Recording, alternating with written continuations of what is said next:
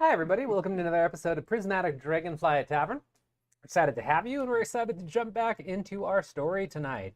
Last we left off, our group of intrepid adventurers were visiting a university that, for the sake of everything making sense in this world, is named the University, that is floating above the island nation of Quandir. And this university has been around for about 3,500 years and is one of the most prestigious, if not the most prestigious, institute of learning in the entire world of Akora, which is where our campaign is set. And they made it to this university after chasing it down for a little while, and they set about finally getting some answers for things. I mean, they're getting answers, they're trying to find answers for questions they've had since the very first episode of PDT, or the beginning of the campaign. So it's very exciting, hopefully for them, but it's also very exciting for me because I want to give answers, and I'm excited seeing them making dots. So in the last session, they spent some time at the university going around to different professors and different parts of the university getting these answers. And quickly to sum up the way that we left the last game off, two of our characters, both Cassiana and... Why did I just... Allele! Ah! Ah! You got it. You got it. Well, it's not... It doesn't help because one of the campaigns I'm playing in, Evan plays a character called Iwin, and for some reason I looked at you and thought Iwin. I was like, nope, that's wrong. It's Allele. Allele and Cassiana had gone off to meet the professor of divination. Yes. One of many. Fair warning, I'm also having a minor allergic reaction right now. I am fine, but it is messing with my lips and my tongue and my nose, and... Talking is hard, and if you've watched any of this stream, you know that my ADHD ass already has a hard enough time with this. So apologies if you're watching this and I keep stumbling over things. But Just issues from both ends now. Yep, just issues from both ends. And this table is a very spicy table typically, so they don't really let me get a break. They steal my snacks, they make jokes, they do all kinds of things. But Allele... I think it's more a one person, not a they. for the true. That's true. Yeah. For some of those things. I think I have rap sheets on all of you at this point, with how long I've known everybody at this table. So you each got a rap sheet a mile long. But Allele and Cassiana, they were at the Professor of Divination's quarters, office that they had very expertly slipped into conversation. And they were in the middle of a ritual with the professor to see if they have any lingering magics on them, such as tracking spells or something that might be messing with sending spells, because they've noticed that their sending spells seem to be intercepted, or some of their sending spells seem to be intercepted. So they were working on that. Well, a very caring and wholesome duo of Vander and Sani noticed that one of their companions, Skalea, who's been traveling with them for some time, really didn't seem like herself ever since they got to the university. And clue after clue kind of stacked up to the point where they decided it was best to take her back to the rooms that they are staying at. And they were going to... Well, Vander was going to do some work on repairing some damage to Skalea's soul that he's been doing for a while. And when he sat down on the bed next to her to work on that, it was revealed that Skalea was actually Era, one of these villains that they've been pursuing for some time. And she apparently had incapacitated Skalea a couple days ago at a camp in the forest that the party had stopped at, and replaced her at that time.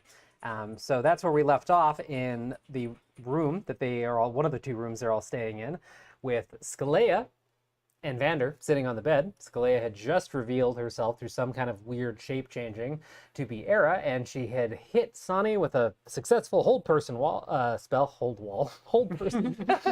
the wall. Oh, come on, girl, you can do it. You can do it. Do it. Hold wall against person, hold person spell, and said that she did not trust the shark, which I don't know why she said that. They barely interacted, but she said she didn't trust the shark.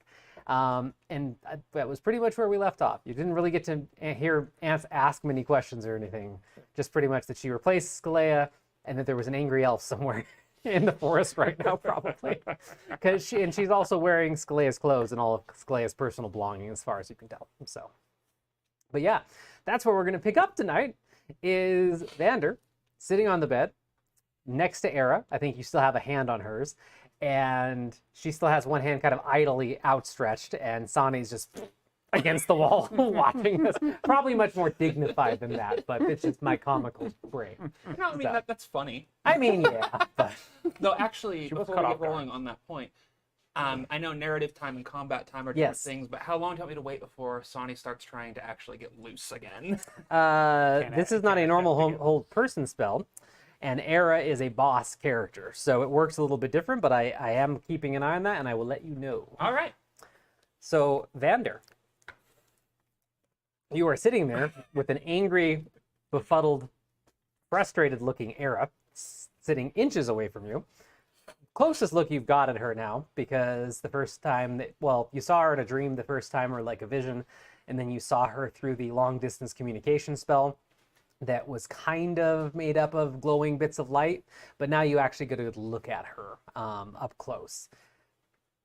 Pretty much the same that you saw before. Looks a little out of place in 6 clothes. They seem a little tight on her now that you notice. She's a little bit taller and just broader shouldered. You also can tell now that you're super close to her that the nubs on her head definitely do look like they used to be horns. They look like flesh has grown over them now, but she has the 2 like little offset nubs, and they do look like they're probably formerly horns of some type. So you're sitting there on the bed. What do you do? It's definitely looking awkward. I mean, Win isn't Vander, but I was going to say, that's a default assumption for Vander at this point. but in this case, I think it's very understandable. Yeah. Why the subterfuge? You probably could have just asked to come. She looks over. She looks over. She looks over at Sonny, like for confirmation on what if I had just asked to come. You can move your eyes. Blink in Morse code. More of an expression that you can make if you're going to try and make any sort of expression in response. I think mostly just kind of bewildered by what's going on in general right now. Okay. especially with Vander. She just like looks at Sonny for a second and looks back at Vander and goes, "Do you really think I could have?" Yes. They're not going to stab you suddenly. Really? Yes. Okay, let's test that theory. And she ends the spell. And Sonny will just look at her and he's like, what in the hells? See? I think that reaction is understandable. The what in the hell's part? Oh yeah, she's. Like,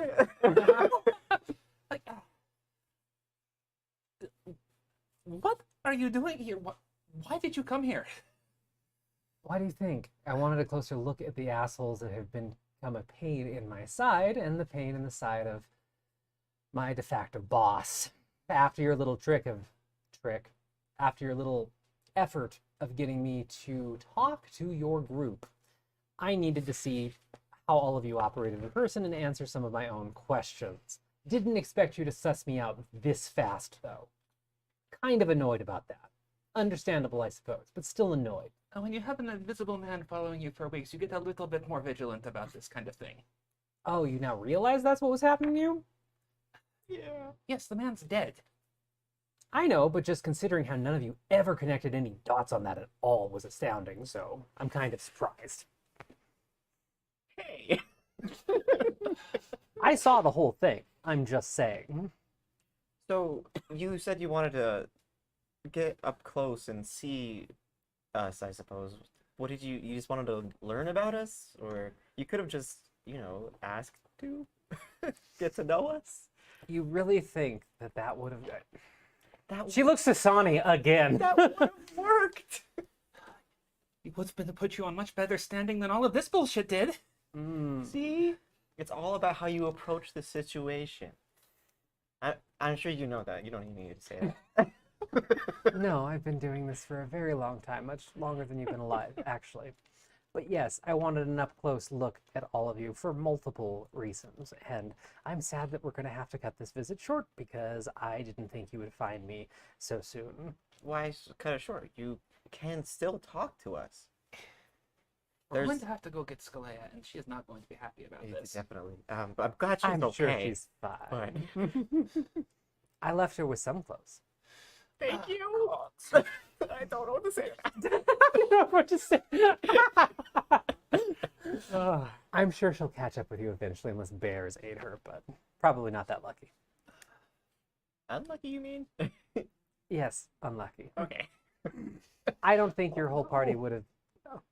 reacted well if I showed up out of nowhere. So I took my risk with this scheme, and I still got valuable data from it one way or the other. So, What did you learn? are you used to people monologuing their entire plan to you? Are you one of those adventurers? Curious. Like, did you find out how we liked our tea? Or... I mean, that was in the intelligence report, so I didn't need to know that specifically because Aaron figured that out. So I know the types of food that you like and all that. Much easier to poison. Hey, I hope not. I'm just saying. No, I wanted to see you in person for a lot of different reasons. And you also happen to go somewhere very important.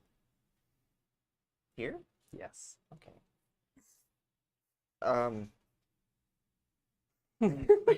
These two dying off screen. It's like Vander is like 90s sitcomming her. Like, you should have just asked. Yeah, like this was all a simple misunderstanding. People would talk to each other. And what have you learned from Yeah. this? To be fair, out of the ones that we've met so far to any extent, Era's probably the one who would have gotten the friendliest reception. TBF. I know you did a lot of studying. On just like a simple conversation level, I'm curious what you read and found. Oh, you mean in the library? Yeah, we came here to learn, and we learned stuff. I'm wondering what you learned in that regard. Oh, I learned a lot of things. I'm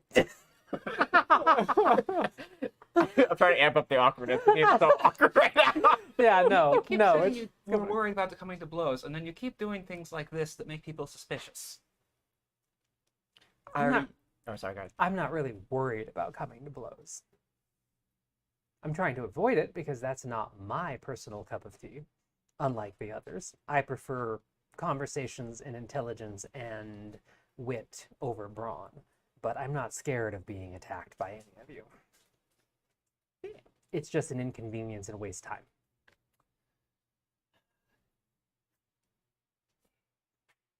Yes. I don't even know where to begin with you. I'm surprised that it's lasted this long and I haven't got Eldritch Blast yet. You are sitting right next to Vander, for one. Nah. I'm pretty sure he could take a hit.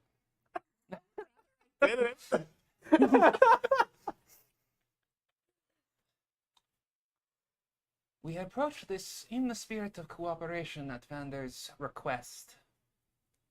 I am trying to maintain that. Well, let's see how long we can maintain it then. Because I have gotten a lot of the information that I came for, and now that my ruse has been discovered, I shall take my leave of you and hope that you enjoy the rest of your time here at the university. It doesn't need to be a ruse, you know. I mean, it was a ruse. I know. The ruse has already been done. You know what I mean? You don't need to just like shuffle your way out like some conniving individual, I guess. Like I like that word though. Thank you. I am very conniving, yes. I don't know what goes on in that head of yours. It is very unique, to say the least. I understand your companion's opinions of you. What? Don't worry about it. I'm sure they'll tell you at some point. Okay. I'm not leaving the university grounds for a little while because I have other business to attend to while I am here. But, and she stands up and she takes off the belt and she moves like mockingly slowly, specifically looking at Sonny like, and just to be like, look, I'm not gonna hurt you unless you start shit. And she takes the belt off and throws it on the bed, and it's the one with 6 rapier on it, which rapier, money pouch, a couple other things, and she throws it on the bed. And she goes, I'm sure she'll want that back. Yeah. I'm not going to pretend to be here anymore, so I'll be around, but I have other business to attend to at the university for a while. Well, before you leave, could we meet up again sometime with all of us? For, I guess, just to hang out? Play cards. Have some tea. trying. He's looking at it. She actually takes. She actually Hide takes. up your girlfriend and impersonate I know, that's her. right. I'm about that. I'm not even there. He's trying to be friendly. She takes 2 steps back and actually stands like almost shoulder to shoulder with Sonny and just looks at Sonny, looks at Vander, looks at Sonny. You're seeing what we have to deal with. I am, yes, and I'm flabbergasted that you've all made it this far, to be quite honest. And again, it's lucky it's me and not Atet or someone else that's here right now because It's only because it's you that you're getting a chance. I'm aware Actually, of yeah. that. I'm aware of that. My benefit, I suppose. And she slowly kind of just moves her body as her arms are crossed, and you watch her face flicker back into Scalea's and the hair change, and she looks like perfectly Scalea again. And she goes, "Might be awkward if I come out of the room as somebody else, but I'll drop this disguise and wear something else in a little bit. I will be back around here for dinner tonight. If you really can convince everyone else that you want to hang out with me and you have coherent questions that you want to ask, because I just can't write this shit. So I'm down." Yeah. For that, I know this is awkward for me. Why is it awkward for you, honey? I wonder. I feel like that's pretty self-explanatory. Yeah, but it's nice watching people squirm sometimes. He's been scoring at the time. Oh yeah, no, she knows. She knows. She knows. For me, mainly, it's because I feel like might have made some decent headway, and I'm running hypotheses in my brain in regards to that. Is that why I smell burnt fur? He like looks at himself. Wait. I'm on fire. You're supposed to tell me if I'm on fire. And you want me to confirm if your guesses are right about a test? Not necessarily a TET, but the processes in which that I could apply my hypotheses. You're speaking specifically about the soul healing portion, aren't you? Yes, and he like pulls out the books. He just briefly shows. Oh no, it's this one book, right? Yeah. He yeah. just briefly shows the one book. Yeah. As I said, this is amusing as shit to me at this point. So yes, I will be back around dinner downstairs. If you can talk the rest of your group into not trying to spring some harebrained trap on me. I doubt they will. They're not that sort. They're all very genuinely good people. That's what they always say about He's known me adventurers. for like 2 days. For sure. This guy's okay, I guess. We find out he's This lawful guy is evil. all right. I don't know. Yeah. That guy, jury's still out. But before you go, can you do something about Sick in the Forest by chance? I mean, considering she lost fair and square because she wasn't paying attention, she was probably pining or moping over you being so heartbroken. She is, last I left her, she was bound and gagged on the top of a tree. So I'm sure she'll figure it out. But no, I can't snap my fingers and do anything about it. So she's resourceful. You should have checked on her at some point. I was planning on it, but then I ran into you. Ran into me. I showed up at camp the next morning after you left someone out on watch all night. I'm just saying. Out of character, forgot that part. Forgot about that. Forgot about that. That's okay. People forget about stuff, and it makes things interesting sometimes. So, yeah. I hope you enjoy the rest of your day at the university, though. You should keep reading those books. Maybe you'll learn a few more things. You can, I guess you can keep that. And he points to the shawl. Oh, she does have the shawl, doesn't she? And she looks at it and goes, she doesn't want that one back? It's mine. I know, but you meant to give it to her. Oh, no, it's not like a gift to her. It's something I wear. I'll keep the shawl for now. Thank you. But can I take that back? The necklace. He's pointing to the necklace. Oh, yeah, I forgot about this thing. She takes the necklace off and tosses it onto the bed. Yeah. Thank you. I feel like it would be awkward to give you that. It's very sweet. And she turns around and looks at Sonny and goes, "Good luck with him." And then she walks out. So as the door closes, I really do not like her. I have mixed feelings. I'm hopeful. Vander, what the hell have you gotten us into? I don't know. But I'm glad she's not trying to kill us. And on that note, we cut back to the other pair. So meanwhile, on the other side of campus, at the divination professor's office. Yes. Yeah. We were waiting for him to try out his ritual that he was going to do to try and see if he could clear the tracking off of us. Yep. We were going to test it on Cass. Mhm. And then after that, probably call the rest of the group down. But Yep.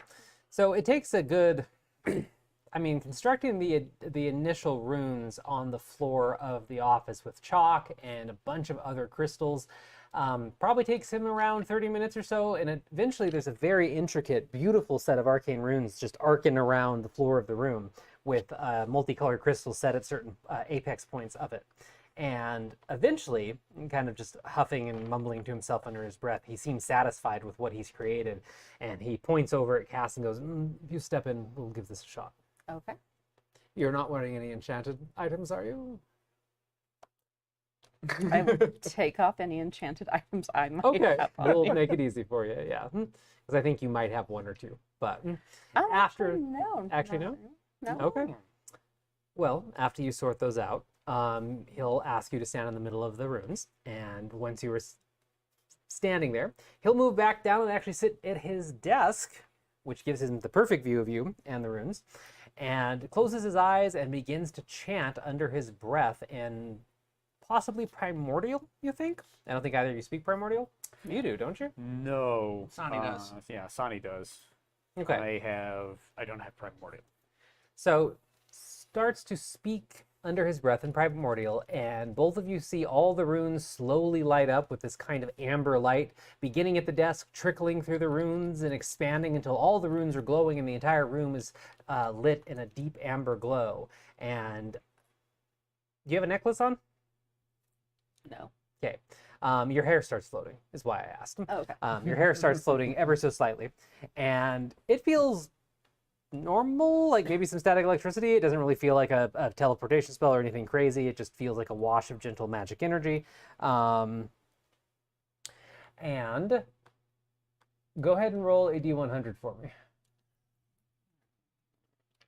I love those dice.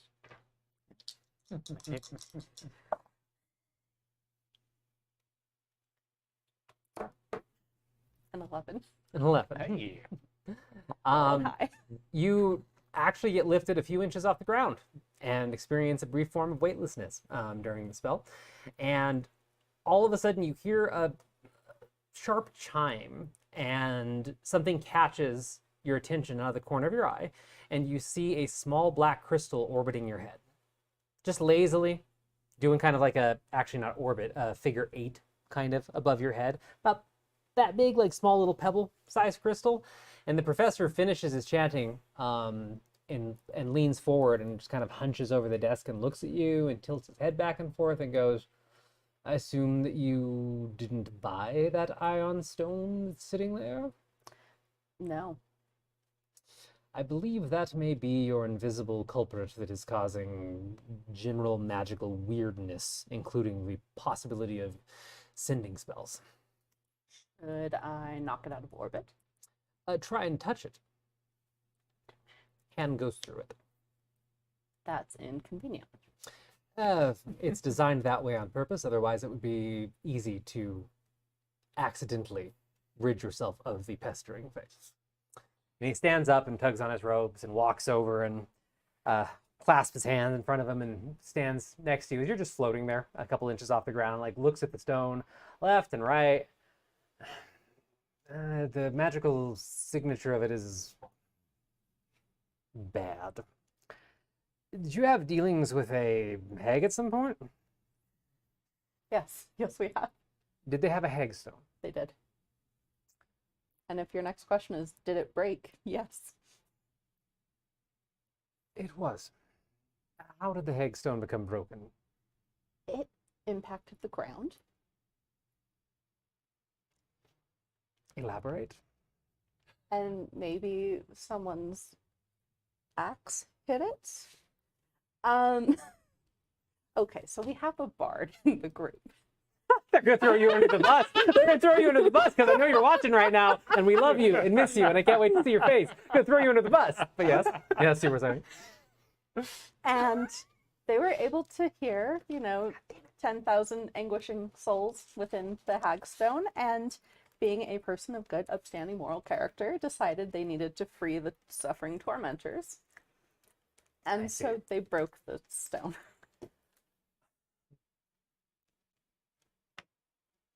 Wow. We're a very optimistic group, except for the shark. Optimistic in the way that you throw your lives, Huh? I suppose. Yeah, if you're doing the good work, you're gonna be fine. Gotcha.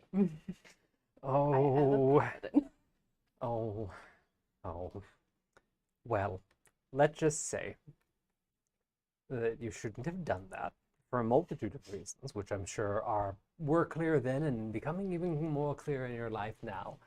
Some of the residual magic of the hagstone a hagstone is a nasty concentration of power that can leave traces, even on just people that interact with the hag, let alone someone that was foolish enough to break the stone. In this case, it has left this little lovely bit of crystal with you, which I initially thought was an ion stone or something like an ion stone, but this just seems to be a bit of the hagstone left. And I believe, with a bit of extra magic ethers posos, and he grabs it and it materializes and he pulls it out. And it stops orbiting your head, and he has it in his fingers, and it's vibrating ever so slightly, and he just crushes it into a dust and flicks his hand off. It can be removed. And you slowly float the couple inches down and onto your toes and your heels and wobble for a second, and then you're standing. And you feel the best you have felt in a long time. That was apparently really bringing me down. I can't imagine why. Yeah, we're not going to investigate that question further. Vandra's like, I I have mean, something to say. maybe later. Well, it's more like, yeah, we know. Uh-huh. It was the epitome of 10,000 suffering souls. On top of other... Only that. Okay. However, I noticed that little bit of stone was vibrating as if trying to fight you maybe, or get somewhere. It was trying to get back to you, and it's fighting me because I'm using magic that is opposed to it. Okay, so why would it specifically want to come back to me and maybe not the source of the hagstone? What about me makes that stone be you're my person? It's not so much that it has an attachment to you in a way that you are, forgive my bluntness, special or something like that. It's because it's the piece of the stone that's stuck with you, and it's developed a symbiotic relationship. Imagine a parasite. It wants to get back to the host that it is most accustomed to, and in the general vicinity of us right now, you are the host. Okay. Probably no connection then. Left over time, it would continue to grow and grow and grow. Thankfully, even your lifespan is probably not enough for it to ever become anything like a hagstone, but its effects on you would have become more and more prominent over time, to the point that you probably would have noticed it in any attempt to cast magic. That's great. That's real great. And if the individual or individuals who were intercepting your sendings or otherwise opposing you knew about this, they could use it to easily exploit you. Makes sense. Okay. What about you, dear sir? Did you need to go through this as well? I mean, possibly, but I wanted to see if we could use me to track our tracker. And just to be clear, he was not involved with the hagstone. He's innocent. I wasn't of that there. This is shenanigan. the first I'm hearing Oh. about 10,000 suffering souls, and Oh, I a little see. alarmed myself. Alright. It is an alarming story. I'm sure she has more details to share with you from the sounds of it. If you were not there for this incident, though, I don't expect this specific malady to be affecting you then. Okay. But if you would like to attempt to track it, I would say if we get the other members of the party here, I won't crush the next ones, and I'll let you study them briefly. Okay. Within the safety of the runes, at least, because if they're in the runic field here, you should be protected from the negative effects, and you can study them if you'd like. Okay. And he kind of waves a hand, and the runes fizzle out, and the light bleeds away. But they stay etched on the floor, so it's presumable that he intends to use it again. All right. I'm gonna pull out the stone that I carved. Yep. And walkie-talkie down too. Hey, Sonny. Hey, we found a way to clear our tracking. You guys there? Oh, that's good. It turns out we lost Skalea. That was Era this whole time. Who's Era? Just tell that to Cass when you're alone. Okay. Okay. Lots of questions. Not just from what you just said, but that's all right. We'll So explain in person. do we need to get Skalea? Is she Someone should go. is she being tracked as well? Just like, so was she there for something called a hag stone? No, she wasn't. Okay. So this the ritual probably won't do much for her, but do we need to go get her? How's think we Vander do. doing? Awkward. I mean, that's normal. So that's very concerning, I guess. What do you guys want to do? I can go find Skalea if we need someone to do that. I can take care of my own travel. I mean, because if we need to send somebody out to go find Skalea, I also was not there for the hag stone, so this also won't really affect me. This is a point. Vander and I will come find you if there's time now. Yeah, I mean, I don't think we're on any kind of time concern. I mean, the professor, I'm sure, has some things to do, but also it doesn't seem like if we have to put this ritual off for a little bit longer, it doesn't seem like it's going to be a huge problem. I mean, other than the fact that you're being tracked through your magic, but...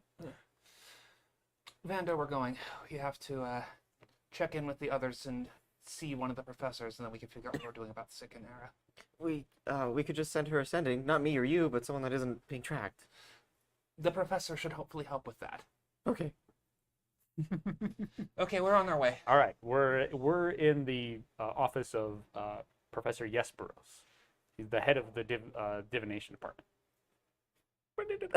Easy enough following the signs. You guys are getting a little used to the campus layout, and you've seen the signs pointing to the different districts before. So within 15 minutes, you make your way over to the office and walk in to see the scene before you with Yes?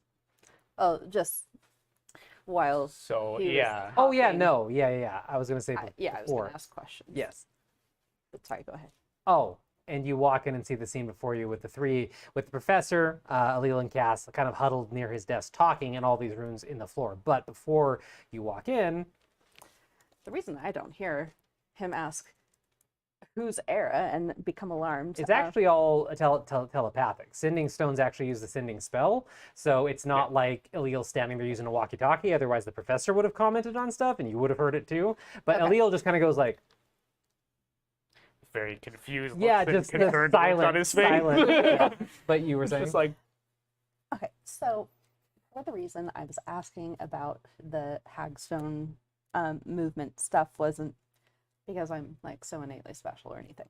Wasn't looking for an ego stroke. But I had an interesting run-in with part of the Xiphoid. So I thought maybe there was some connection there, but I don't think so. But there seems to be a connection between your divination department and research on the Xiphoid. Is this ringing a bell in any way, shape, or form? Specifically with the Department of Divination and the Xiphoid. Yes.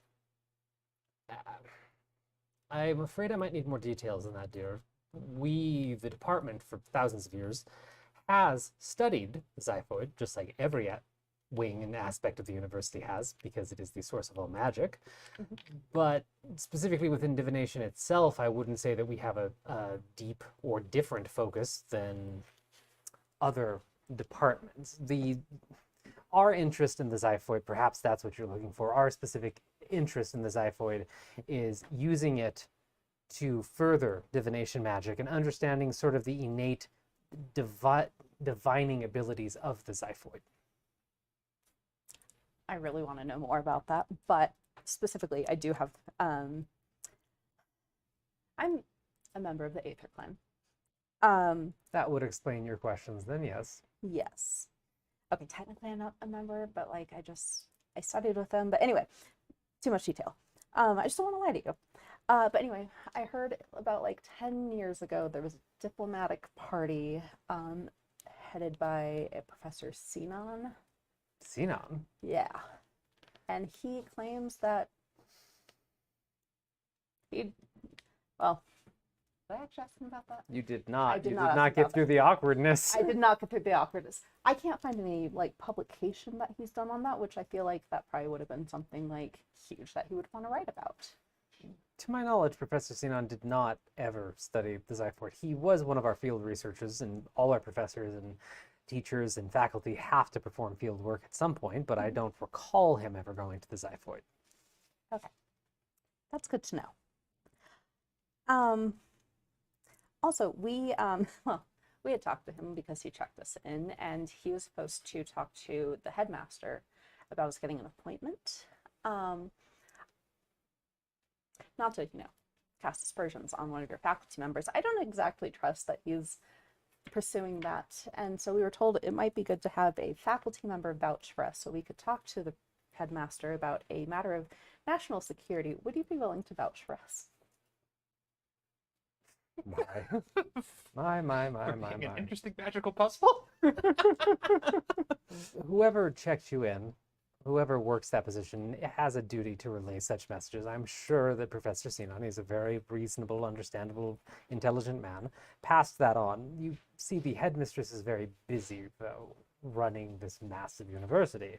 And if you are, again, forgive my attempts to strike your ego, an unknown group of adventurers, it might fall at the bottom of their priority list at this time. Yeah. I could fulfill such a request if you give me reason to. Obviously, I'm gonna like whisper. Obviously, golems don't fail in Quandir. Out of all the things that could have come out of your mouth, all right, go. But, secretly, maybe one of them has.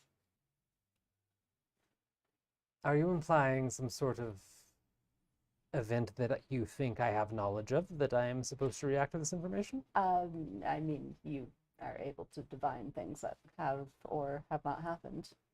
So, sure you could investigate if you wanted to look into that. Do you think that I know the future and the past simply because I practice divination? I don't know how divination magic works. You really should, you really What do should you take my Divination 101, perhaps my 100 level class. That is not how divination works, and I do not know the incident that you speak of. Typically, magically, golems do not fail based on the way that they are created. They tend to stick to their core need or reason for being made. If you know of one that fails, that is uncommon, not unheard of. Depending on who produced it and what it was used for, that would make it more interesting if it was depending on who made it. For instance, if it was one of the professors at the university and it failed, I would be completely flabbergasted that such a thing happened, and there would have to be some sort of subterfuge behind it. Yeah, not really sure who made it. I just know that, casually mentioned this to Matthias, and he told me never to speak of it again. But you seem like a trustworthy individual, and we kind of need to prove that, we're not just like asking about something stupid. Well, stupid or not remains to be seen. But if Matthias thought it a good idea to not speak of it in public, then he was probably onto something, even if it's not something that I personally know about. So I will put in a word with the headmaster. It will most likely be tomorrow or later that you will get a meeting, but I can put in a word and see if they are interested in following up on this. You are wonderful and have been a fantastic help. And it's just Thank like you. a joy talking with you. I'm glad that you find it so enjoyable. I usually get good ratings from my students. Yeah, I'd really like to take one of your classes, if only, we weren't adventuring. It does put a hamper on learning sometimes, doesn't it? It does. I feel like Tawny would be laughing at this moment. I don't know why, though. And at that moment, Sonny and Vander walk in. I would be laughing at what now? Adventuring puts a damper on learning. I guess. I But don't then know. again, since adventuring, I've learned a lot. Hands-on learning. It is very hands-on learning. Hi. Hi. Hello. I assume these are your compatriots. Sonny will just Yes. give a polite bow. Hello. Yes, Hello. bros. This is Sonny and Vander. Sonny, Vander, Professor Yes, bro. Oh, yes, you are the one Matthias spoke of. Yes, and we just discovered that one of your companions had a nasty bit of hag magic orbiting her head left over from an apparent incident where you all broke a hagstone. Oh, God, I told them that was a terrible idea. It was I'm a terrible with idea. So, But it was what did you discover? So, besides all the trauma and stuff, part of the reason that we are probably feeling so awful and depressed is that we have a little bit of the hagstone hovering over our heads. And you just have to get rid of that. And it's like night and day difference. Hey, well, And it will eventually start impacting our magic. But right now, it's just sending out into the universe like, here's what you've been doing magically. God, that explains a lot. Well, and also just to make sure that the record is straight, it does somewhat broadcast it, but you'd need to be tuned into it or the Hague's original magic. So it's not like anyone could be tapping into it, but it is not a good thing. Given where that hag likely came from, this explains a few things. Gods. Thank you for helping us sort that out. My pleasure. I was prepared to complete the ritual on anyone else that was present for the incident, because it sounds like there were multiple of you. For those of us on the grounds, that would still be Vander and myself, yes. I would advise going through with the ritual and letting me rid you of this, and your companion Alil here is going to try and track perhaps the magical signature of anyone that is leeching off this field. you go first. You sure? Yeah. If we're planning on keeping one, wouldn't it be I would not recommend that. or not keep, to study? Yours might be simpler. You think? There's the whole other thing. Ah, okay. That makes sense. Okay, I'll go first. All right, if everyone will just step to the sides of the room, please, and if you, sir, would step here in the middle. This will take just but a few moments, so just please relax. And he walks back to his desk and does the same sort of chanting. Again, if you speak primordial, you just hear the specific words, but it's just a very complex arcane incantation. Everybody sees the runes light up again. Vander, roll a d100. Sonny's a rapture, just like, oh. Happy Rose. 51. 51.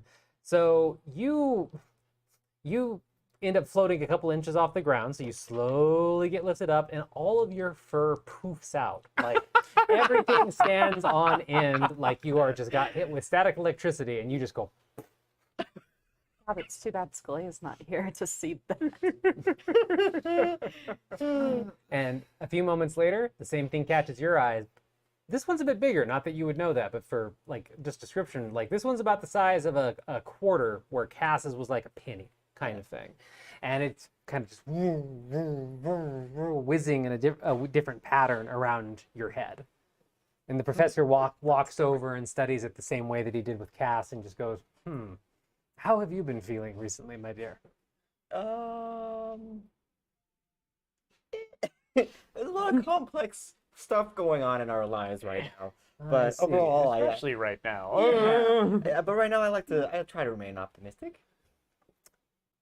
You must be strong of spirit then, just because of how dark and large this piece is compared to the one that I pulled from your friend Esther Noctos. And he grabs it and pulls it out and holds it in his hand. It's vibrating, but he's able to open his hand and it doesn't jump out. And he nods and then reaches over to Alil and offers to put it in his hand. And then waves a hand and the runes die down and you float back down and your fur is still poofy for the moment. And he goes, an unavoidable side effect of some arcane casting. That's okay. But But he gets out a brush. Yeah, he's just like, I'm ready for this. Vander has a self-grooming kit with all the different brushes. He does. I mean, of course he does. Do you feel any different? Do I feel any different?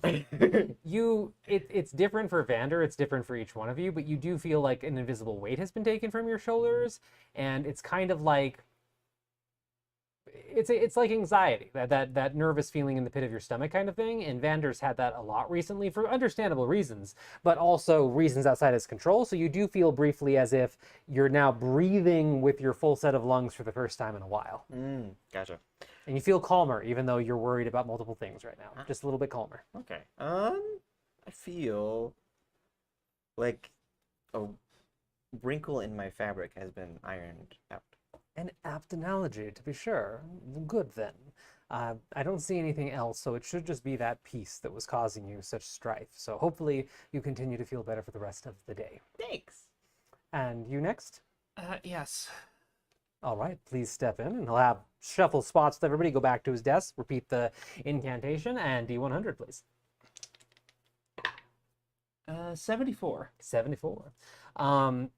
You don't end up floating like the others, but the shifting sort of neon green light that emits from your tattoos that shift around your body intensifies to an alarming brightness.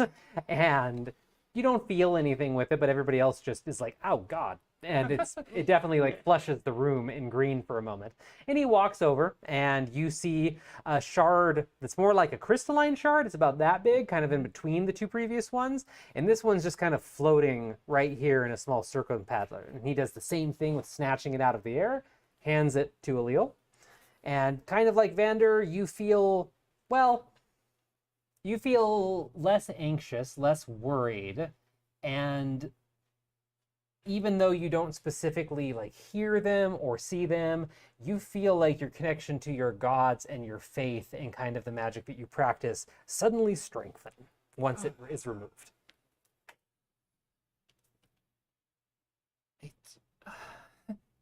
They're there again. Your tattoos? Wait, no. Yeah. Hey, these marks are from my faith. Ah, I see. Can feel them more strongly again. Not the It's- residual effects of this circle, I take it. No, it's been a moon or two now. It's been very intermittent. I haven't heard them clearly. Good.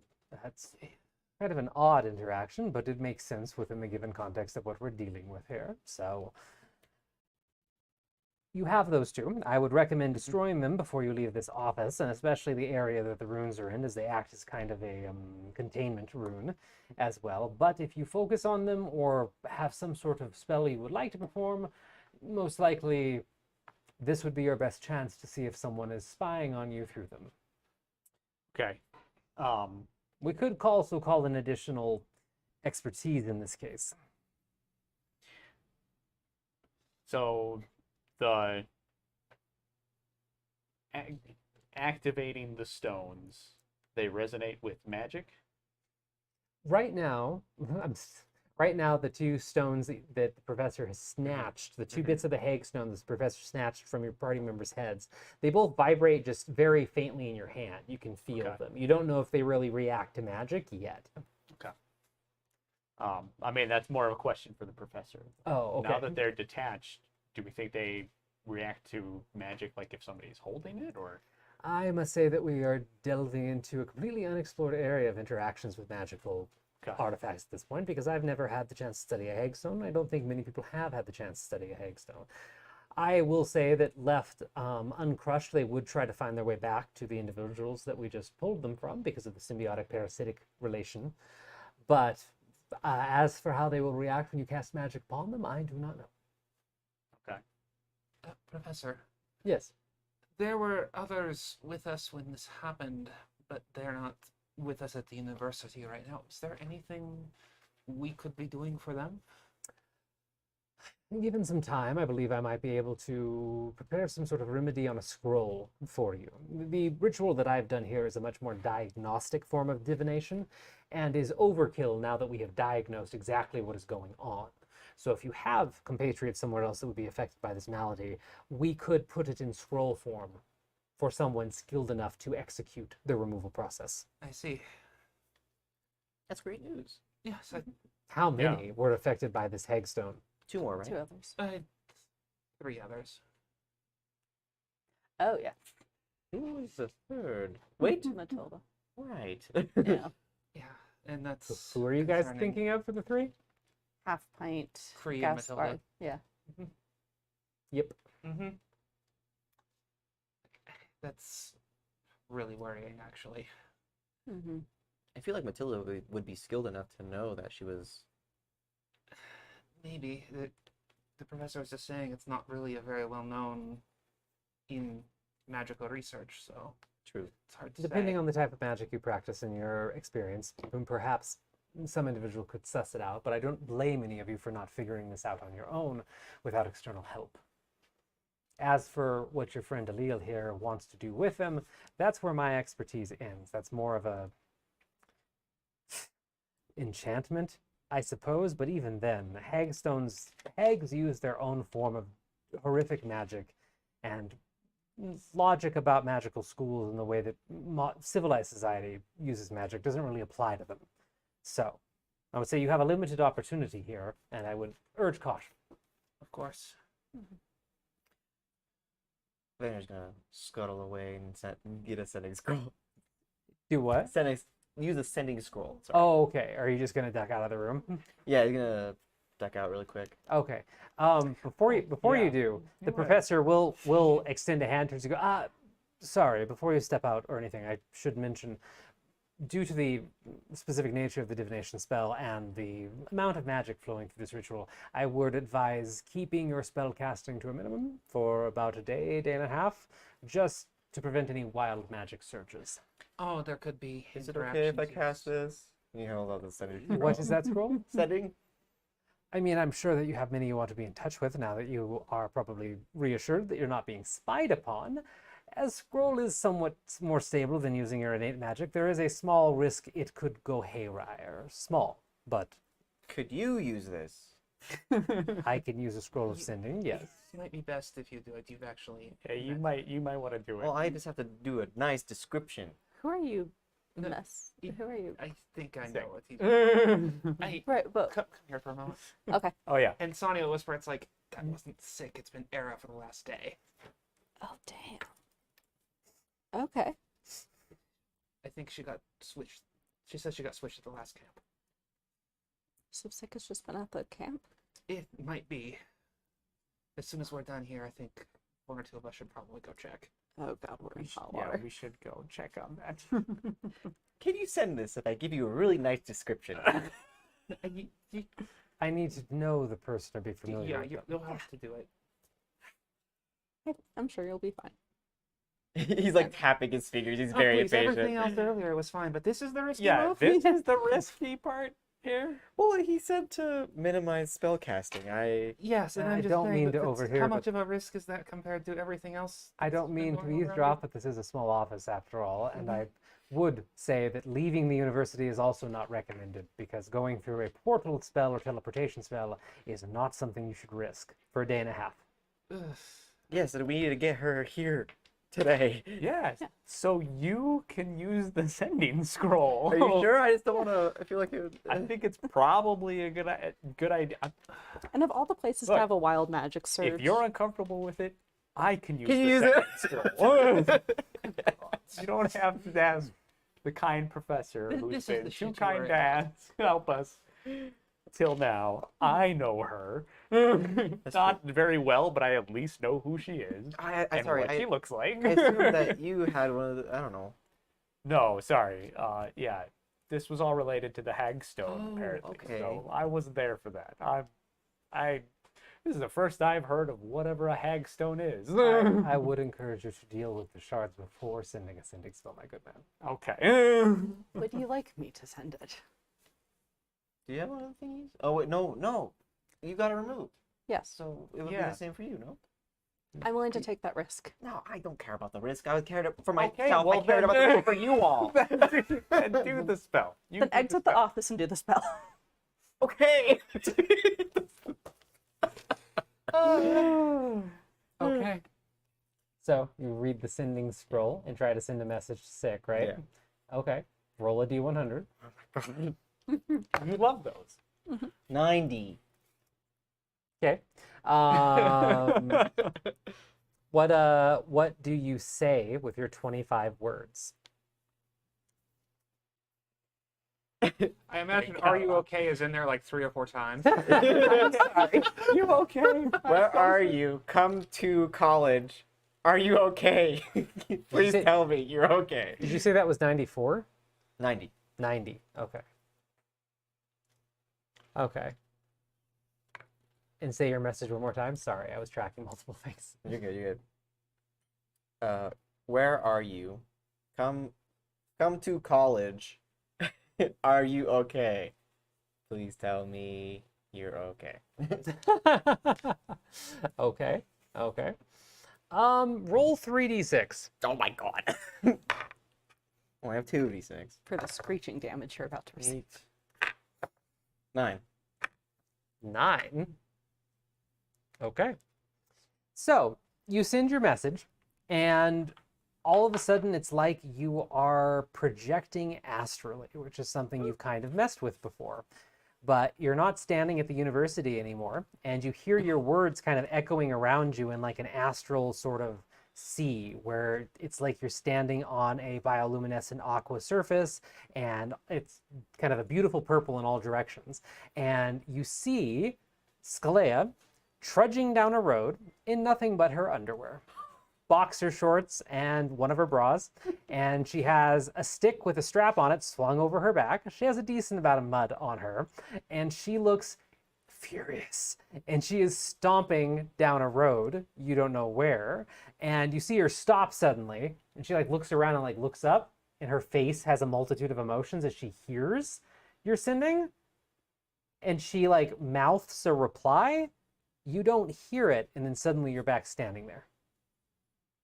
And you taste lavender very strongly in your mouth. Oh, I love that flavor.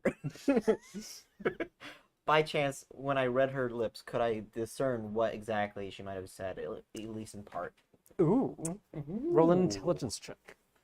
Oh no, he's a good at hippo. Oh no! I'm bad at those. Oh, wait, 13. Yep. You were able to make out, Vander, I'm going to kill that bitch. And that's it. I'm gonna Okay. Well, I'm glad she's okay. Return to everyone. When Vander walks in, you are all overwhelmed with the smell of lavender, and notice that tiny little flowers have added themselves to his fur all over his body. Where did those You've come from? got- Oh! Wild magic? I would, unless this is a normal thing that he does, I would assume it was a wild magic. I mean, it's probably a wild magic, but it's been a little bit of a strange week for us. I can tell. Probably the wild magic. The spell did something funny, but I I don't smell burning, so I assume it wasn't a fireball. No. I saw her. I didn't hear her. She's walking down the street. She's very mad. Understandably. Yes. I don't know where she's headed, but hopefully she heard what I said. I think in part she did. I just don't know if she got the whole message. Okay. You say that you see her? You saw her? Probably some variation of occult's remote viewing is what actually was cast from you, mixed with a bit of sending, if I had to make an educated guess, which I typically do. So I would say she got your message and you were able to see her as part of it, perhaps. Okay. Cool. Thanks. You're welcome for the assessment of the situation. I feel like we're going to be dealing with some nonsense, but on the chance that we get to continue our academic scholarly pursuits, who would I talk to if I wanted to learn way too much about ley lines? Way too... There's a multitude of classes that are taught on ley lines. I would say that the lead professor is most likely Miss Clementine in Enchantment. She teaches a class once a semester on ley lines specifically. But we have many books in the library. Why does that work so well? We were planning to speak with her later today. Oh, well, she, like all our professors, are a fountain of knowledge. She was very sweet to us. She is a bit outgoing, to say the least. That's perfect. I think she might help us with using the hagstone to track as well. Oh, To track it back to whoever's. She was one of the names that came to mind when I said we could bring in additional help. Oh, that's perfect. Yeah. We have multiple reasons to see her, Yeah. and we're just waiting for one of the things, which is sick. Yeah. Do you mind if I depart? I'm gonna go wait by the front. If you'd like to leave, yes, but I do not take the teleportation. I'm would gonna say. wait. Otherwise, you may end up in multiple pieces. Don't want to do that. Yes, let's ideally not do Yeah. that. We've already had enough weird magical bullshit happen around us in the last few months. If you would like, if you can provide a description of your companion, I can also alert the front gate to let you know once they arrive, to save you some time. I appreciate it. That's not going to be enough for him. It's not. Yeah. It's also not going. It's it's a little awkward, actually, because there's someone that looks exactly like her right now. It's all right, Vander. Hey, Here. There's someone that looks just like You her. could go. Like a twin. And it's hard to. It would Yeah, be hard to like a twin. notice when. Vander, why don't you go wait for Sid Yeah. up at the entrance? quietly as you can. Please go wait for Sick up at the entrance. Make her a flower crown. I'm sure she would love that. Actually, I More think the best description is a very angry blue-haired elf woman. I mean, that's a pretty common hair color among certain high elves, but sure. She's very angry and yeah. Nope, Vander, You just can go. just go wait for her. Just- It's yeah. okay. You can just go You up there and wait mentioned for her. not to We're get okay in- with Not that. to get into the middle of your dynamic, but didn't you say that you wanted to talk to this professor too? Yes, but we need her specifically, at least for Yeah, part he, of it. he wants to talk to Clementine mostly in relation to our blue-haired And you compatriot. believe she's joining you soon then? I'm hoping. She's the one I sent the sending to because we lost track of her coming here. And she knew we were coming here. She Yeah. knew we were coming here, So so she's she most could be likely on coming her here. way. She's I'm most hoping. likely on her way. Well, as I said, we're happy to notify you when she shows up, but if waiting in person is what you need to soothe your spirit, I understand. I think waiting would help. But before I go, can you all talk for a second? That might be good. Okay. I could definitely use some sustenance, drink at least, after everything that I've heard today. You can have my office for a brief while I get some refreshments. Thank you Okay. so much. And then he nods and keeps his hand clasped and walks out and gently shuts the door behind him, and you're alone in Yesferos' office. So who the hell is Era? Oh my god. Yeah, so I should probably just say that straight up. The sick we've been traveling with is Era, not sick, ever since we left the camp. Yep, gathered. Sick is fine. She's on her way, as I said. Okay. Era is here at the college. She wants to Is have that dinner. a problem? She wants to have I dinner. think we badgered her into it. That sounds Okay, more no, accurate. you don't get to look at someone else about them saying things that maybe you didn't want them to hear. Okay, Vander? You said like 8 things to that professor that I what? don't think we were going to necessarily reveal. I'm sorry if I misspoke. Accidentally revealed. It's all right. It's done now, so. Just about sick, especially with sick being in a But there being somebody else here at the college who looks like sick, maybe And that she was... is an ambassador, so like she's kind of a high profile person. It's not like my next door neighbor who's a farmer. It's, the ambassador That's of why I a didn't course. say who was. Yeah, but like started to throw a lot of You detail. started to close. throw But things what- out there that were going to make people worry and ask questions. Yeah, Yeah. yeah, Sorry.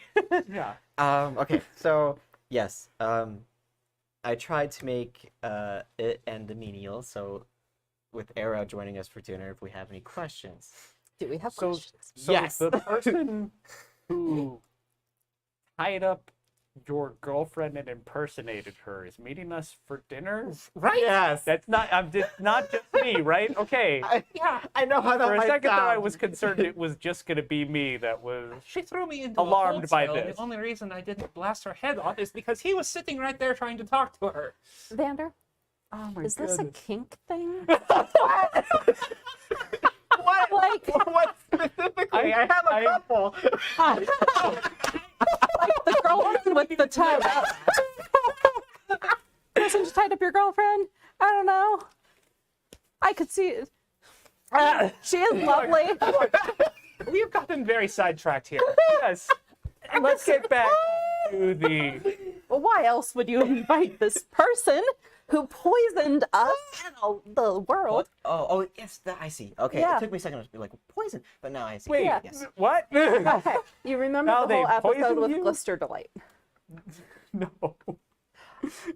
Right, okay, so huge international episode where large batches of Glister Delight were poisoned, and it caused a bunch of people to have like mass hallucinations.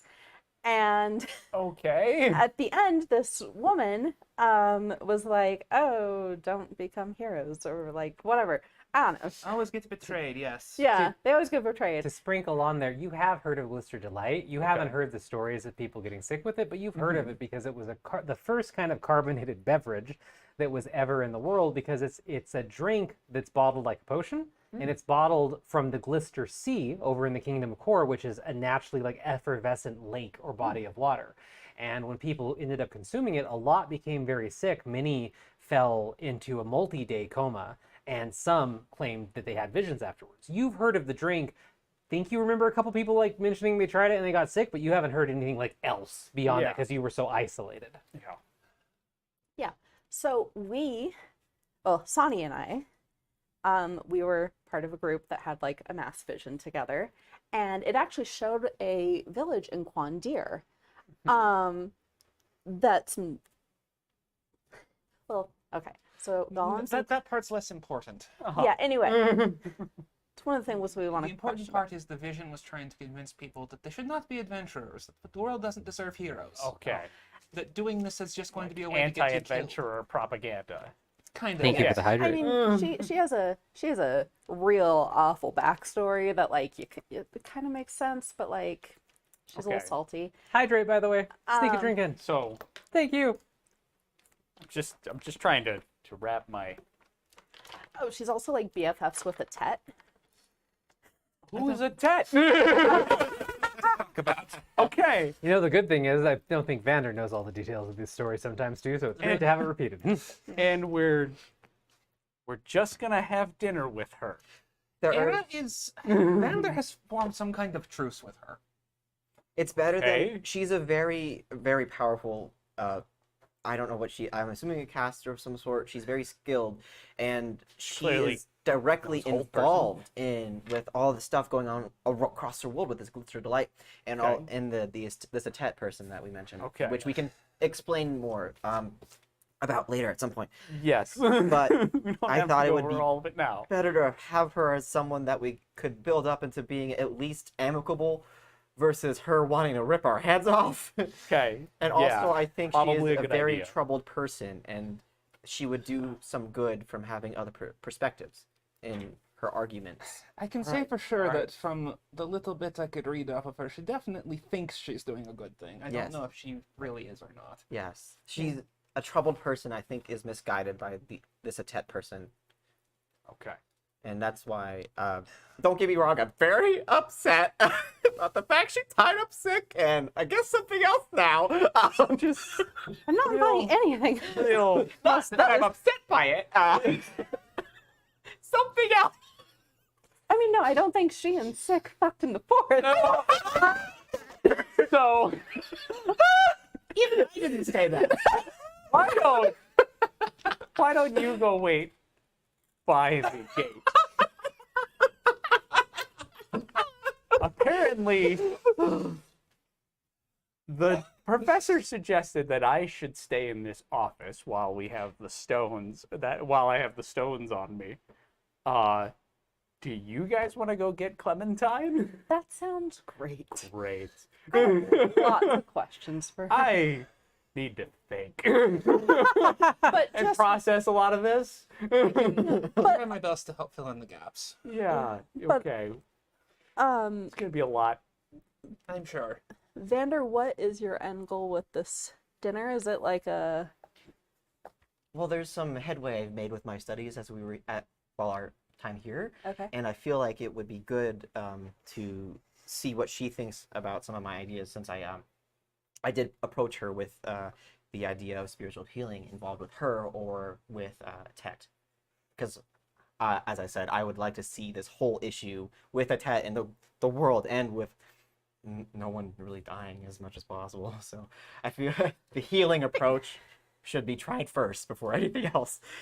I understand your enthusiasm. I just don't share your optimism on this. I understand that. This is sort of how I've been taught. If my ideas don't pan out, of course, if it comes to the end where I have to do stuff against what I've been taught, I will resign myself to it. We'll tackle anything around that at a hopefully much later time. Yes. Yeah, we're not going to go fight a Fey warlord tonight. I hope not. No, not no. Yeah. Lots to catch up on. Yeah, let's. I will interject just briefly as the DM. No matter how flustered Vander is, you would probably be able to put the math together on Sick is probably not showing up tonight, based on the fact she's probably been traveling by foot for a large portion, and when you guys left that camp and got to town. So nothing's stopping you from going and waiting at the gate, but you also know she's probably logically not going to show up tonight. So if you want to stay with the group, that would make sense. But if it makes more sense for Vander just to go and wait until dinner or something like that, just FYI. That's what he would do. Wait Okay. till dinner. Okay. All right. You go wait. You guys go get Professor Clementine. Mhm.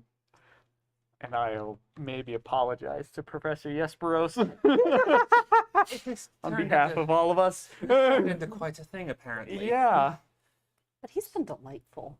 Oh, and he he's seems a very nice guy. and Yeah. he's going to vouch to us for the headmistress Awesome. Yeah. in case Sinon doesn't come through, because he's a shady motherfucker. Okay. I'm gonna go. There we go. Okay. So you're going to head off to the gate Yeah. for the university so you can make your way there, finally having a bit of silence. It's your own brain has a lot of things going around in it to ponder right now. And Sani and Cassiana are going to head over towards the enchantment wing to see if they can find Professor Clementine, right? Does it really have a lot of things going through it, or is it just the Wii Shop music playing at this point? It's a little bit of both. Lots of thoughts and the Wii Shop music. All right, well, following the signs that you guys are quite used to at this point, you can make your way to the enchantment district. And it doesn't take too long to find Clementine, though it does take a bit more effort than Yesferos because she doesn't end up being in her office. But asking around, you can find that she is located at one of the lecture halls nearby and is in the middle tail end of finishing a lecture. So you can catch like the last 15 minutes of her lecture on enchantment. And she's specifically talking about enchanted items for subterfuge, and you catch 15 minutes or so of her talking about invisibility spells and other spells being enchanted onto bracers and other items, and the ways that you have to weave them in there to make sure that parts of the individual, especially the bracers, don't just stick out of the spell. So she's on a small stage with about 50 or so students pacing back and forth, and she's wearing the kind of backless shirt that she was wearing last night with just some pretty simple trousers, and you think boots that go up under the trousers, and she has the leather harness on across multiple parts of her body that she was wearing last night as well. Eventually, it comes to an end, and the students shuffle off, and she's left up there writing some notes at the lectern.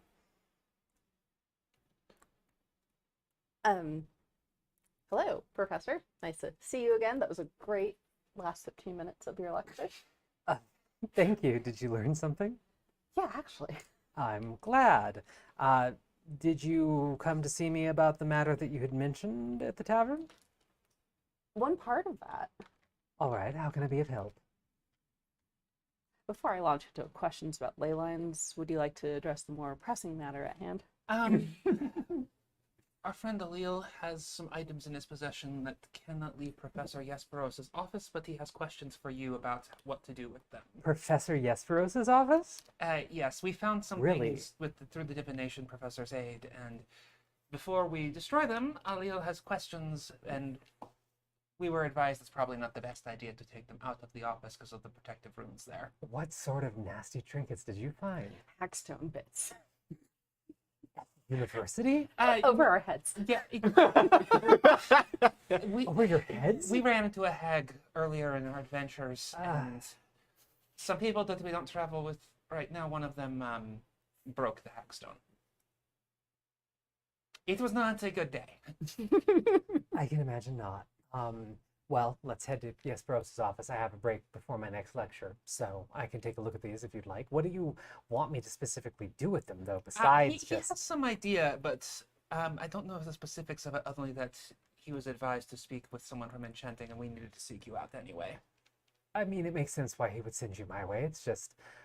Yeah, lead on. Let's see what this is about, because I've never really had a chance. I've had one chance to study a hagstone up close, and I didn't get all my questions answered that I needed, so I'd be happy to take a look at it for you. Thank you very much. Would you like a hag spellbook? A what? Are you still carrying that around? Yeah, it's in my backpack. You see Clementine take a step back from you, and she goes, "You're carrying a hag spellbook with you." Like it's dangerous? Yes. Yes. Didn't know that. I thought it was just Sonny being overreactive. No. Gods. Spellbooks innately possess the aura of those that inscribe upon them, not to mention reagents that were most likely used in the creation of the parchment and the ink, let alone, you don't know what could be enchanted on that thing. So far, it hasn't caused any issues. That you know of. Gods above and below. Gods above and below. How long have you had this on you? Been a Couple months. Months? Well, let's make haste to Jesperos' office, because if there's a place that such things could be contained, it is within those walls. Or, oh my gods above and below. Let's go. Thank you. And she takes the lead and briskly walks through the campus towards keeping a good 5-6 feet ahead of Sonny and Cass. You need a level of exhaustion keeping up with her. Yes. No, she power walking. She's power walking to that office right now. And Vander, you make your way back to the gate, and there's a steady flow of people coming and going from the university, and you just find a nice bench to sit on. He's chilling by Sinar. Say what? He's chilling by Sinar. Actually, If he's different professor today. Oh, cool. So new day, new professor, and you see the dwarf with the different ticking trinkets from last night at dinner sitting over there talking to someone. Cool. But there's plenty of benches if you'd like to sit and wait. Yeah, he'll sit there and probably read the book that he got from the library. Okay, you can keep reading that. And I think on that note, it's good for us to go ahead and start heading towards our break. So we typically leave the microphones on during break because it's just kind of a fun thing where you can hear us be nerds the entire time that we're gone. And if you want to ask us questions or just chit chat with us about all kinds of things from Baldur's Gate 3 to Cyberpunk 2077 Phantom Liberty, not sponsors. Hashtag not fun. Not sponsored, though we should be. Hi, CD Project Red, please. But yes, we're going to take a quick 10-15 minute break so the cast can get even more hydrated and just get a quick breather from all the roleplay. But we'll be back in 10 to 15 minutes and picking up the story and see what else these lovely individuals discover about the things they've kept in their backpack for literal real life months. That is just great to see come to life. I'm now just questioning, did I actually give this to someone? But no, I do think I was keeping a I'm hold of pretty it. sure, per my notes, you still have it. I think it left your possession for a brief amount of time, but my notes say you have it. But we Yeah, can I check was like, that. maybe I gave it to Satari, but maybe not. No, I don't. Okay. No, you did not give it away to Satari. Okay. But So, yeah, I yes, still have it. we're going to flip on the break screen, take a quick break, and we'll be right back, at least visually, in about 10 to 15 minutes. See you then. Also, you're giving like my inner Cass anxiety calling her Cassiana. I'm like, is she in trouble? Like what, mom? Full name. With how many cursed items that you're holding, maybe you are in trouble. Yeah. I'm surprised the party has 2 warlocks now. I feel so bad for poor Allele at this point. It's like, I mean, face. it's a good The thing he fact wasn't there to that they just dropped Yeah. Fey Warlord. Yeah, they're like, didn't Fey tell- Warlord on And way. you're like, which one's a Fey What? Warlord? Communication. It's been great. Communication. What? You okay? My aligner's slicing open my cheek. Oof. Very unpleasant. That's always unpleasant. Uh-huh. I just took it out. We need to start a new one. There was.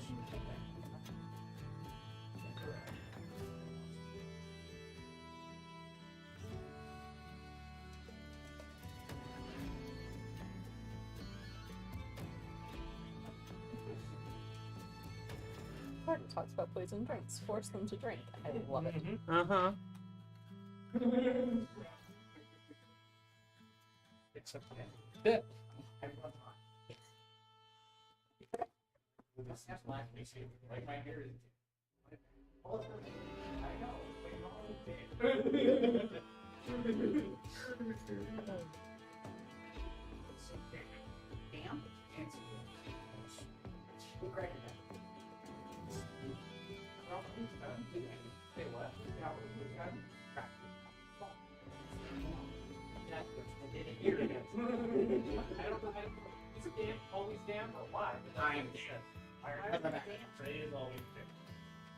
You are I run off and let in my chair. Usually in bed. Yeah, whatever. Denim, I barely know him. feeling the effect of the drugs. I'm fine. Well, that it hurts. All my limbs are tired. I have one of the things special about it. Yeah, it's still. Second one, next.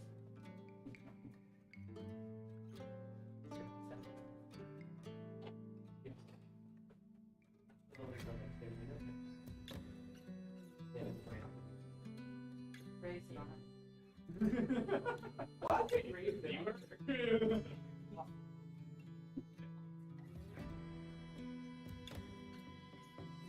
So you eat them much more slowly if you're not steaming the crab and sticks. Yeah, I can eat crab, right? Greatest mighty will to get Greatest mighty will to get Hang out. When he said no,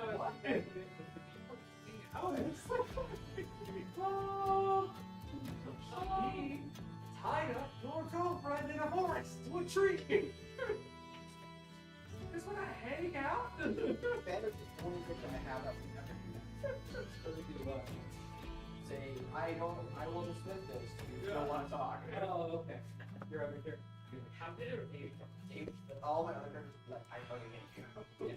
That's understandable. I mean, it's a good thing that we have Andrew here because it's a much different experience. Balances the party out of it. Yeah. But now you have very close to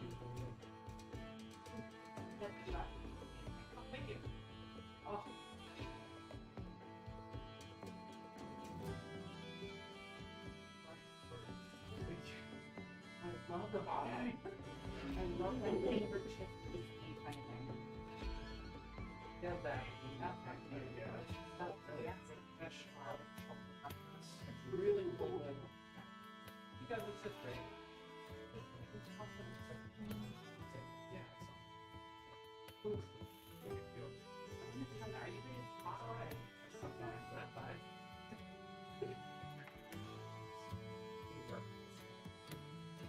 Yeah, These poor things keeping him from me when we were working. I had the ability to leave whenever I wanted, and he had to stay with his cash register. And it was like glorious.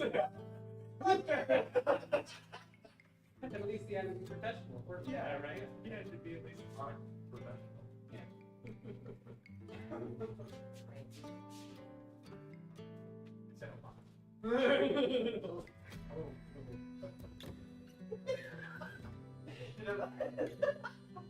Put them on the back of my head.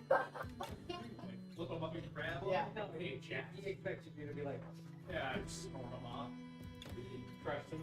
Yeah, exactly. No, Kiri's the only one. Not apple stuff. Is it your hero? I don't snort. Say what? Is it your hero? Yeah. Cool. You can have it. Apparently it's Not that you have. But Yeah. I like how you're just like, okay, so You're great. You want it? Okay, we drink it.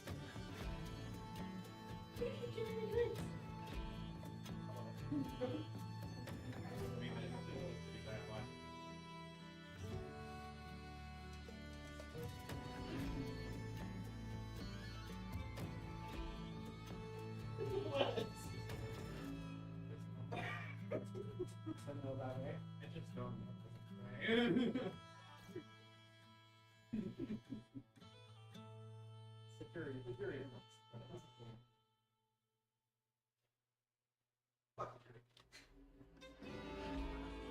Shit. Pretty sure. I get Yeah. that point.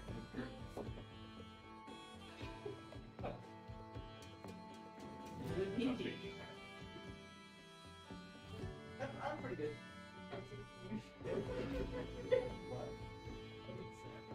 Oh, no. Get back.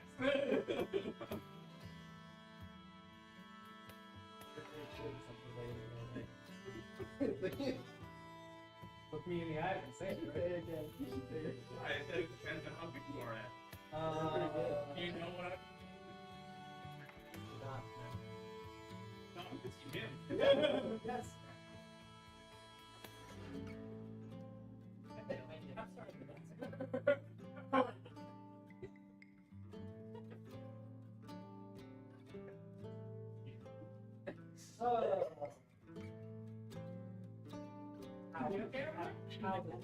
How the party? I'm not sure. If I was a chaotic, charismatic character, I would At the end, I would break. Oh, would you? I thought Nick was good. Yeah. I thought Andrew was. No. I mean, he's a force of chaos. Yeah. Doing good boy things for me, not Yeah. He's trying. and I can't with the purpose. Still giving birth to being out of life world and have some pain and on the same page.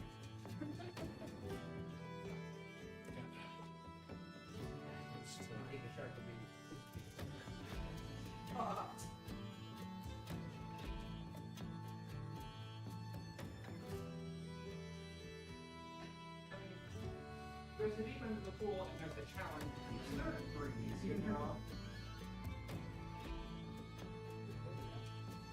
Well, he untied one, so he tied it back together. It should be reactivated.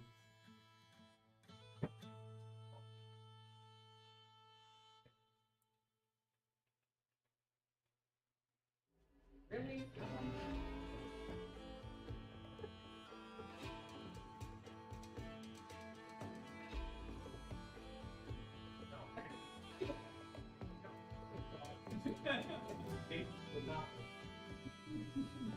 dealt with Dad recently. I get help as well. I mean, I haven't smoked pipe once, so. You just did. Not during the day. I don't know. They can't hear the snore. What? Yeah. You were sitting right here. Hear this one? Twice.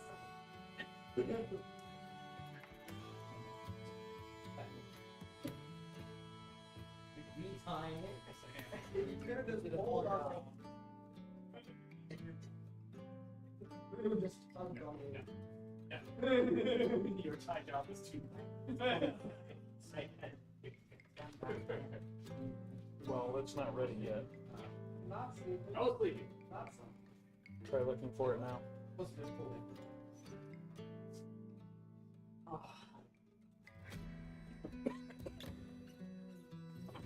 Because it was the other one that was batteries.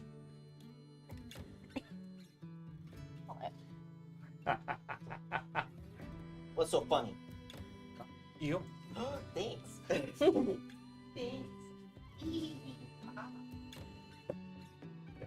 What's okay? Did I sorry. bump it left or right or anything? So gross. All of it, you should leave. I don't know why lately the waves. I don't even do it on purpose. It's when I open my mouth, it's awful. I feel icky.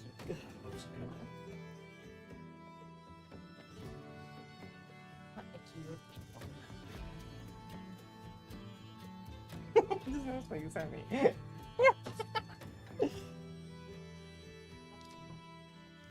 your business mics are like. Bye. Yes. No. Nope, you don't get to decide it. Shall I do a poll? Chat Yes. gets to decide. It's called audience engagement. You should care about it. Yeah.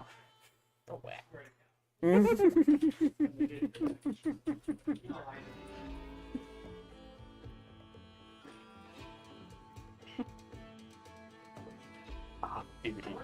Now, off camera, because you can't validate it, it's just, you know, Hey, look, good joke. or- you would never lie to them. Do we need to validate a reason? No. Like, do they need to have cause? No. No. Besides, you're a paragon of honesty. Yeah. If it's a firm on, it wasn't there to pick up ruling on their, I'm not seeing it. Yep, I see you. Oh! Yeah. I see you.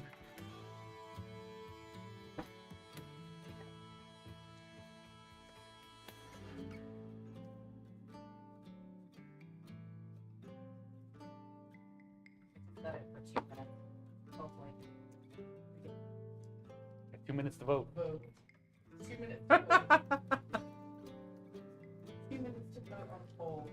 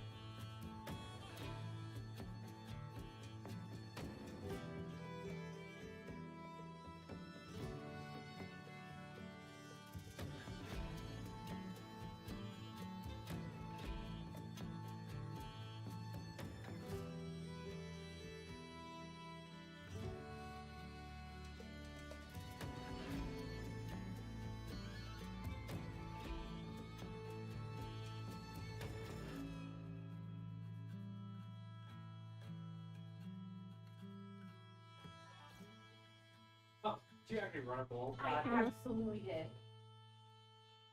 What? They call for off-camera snorts. Off-camera snorts count? Is that what the poll The says? poll. They count. Yes, Double. double? Wait, what is this poll? What the hell? I'm gonna report this poll. Yeah, so yes, double takes the cake. Wait, so off-camera snorts count double for some reason. Yeah. Apparently. I don't. We need a neutral party I can delegate to. None of y'all are neutral in this. Not particularly, no.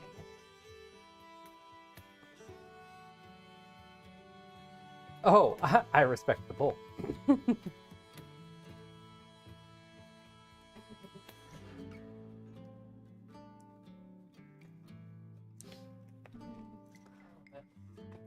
Well then, with that lovely realization, that lovely poll, thank you all. So, I didn't. Oh, you're redeeming them because of the past snorts. I see. So, thank you. There was for a total of 3 today. I only heard 2.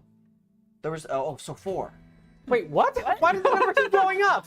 Oh, because they count double? Wait, what? No, because you snorted twice when we arrived, and then you snorted once over there again, and then again, I guess, just now.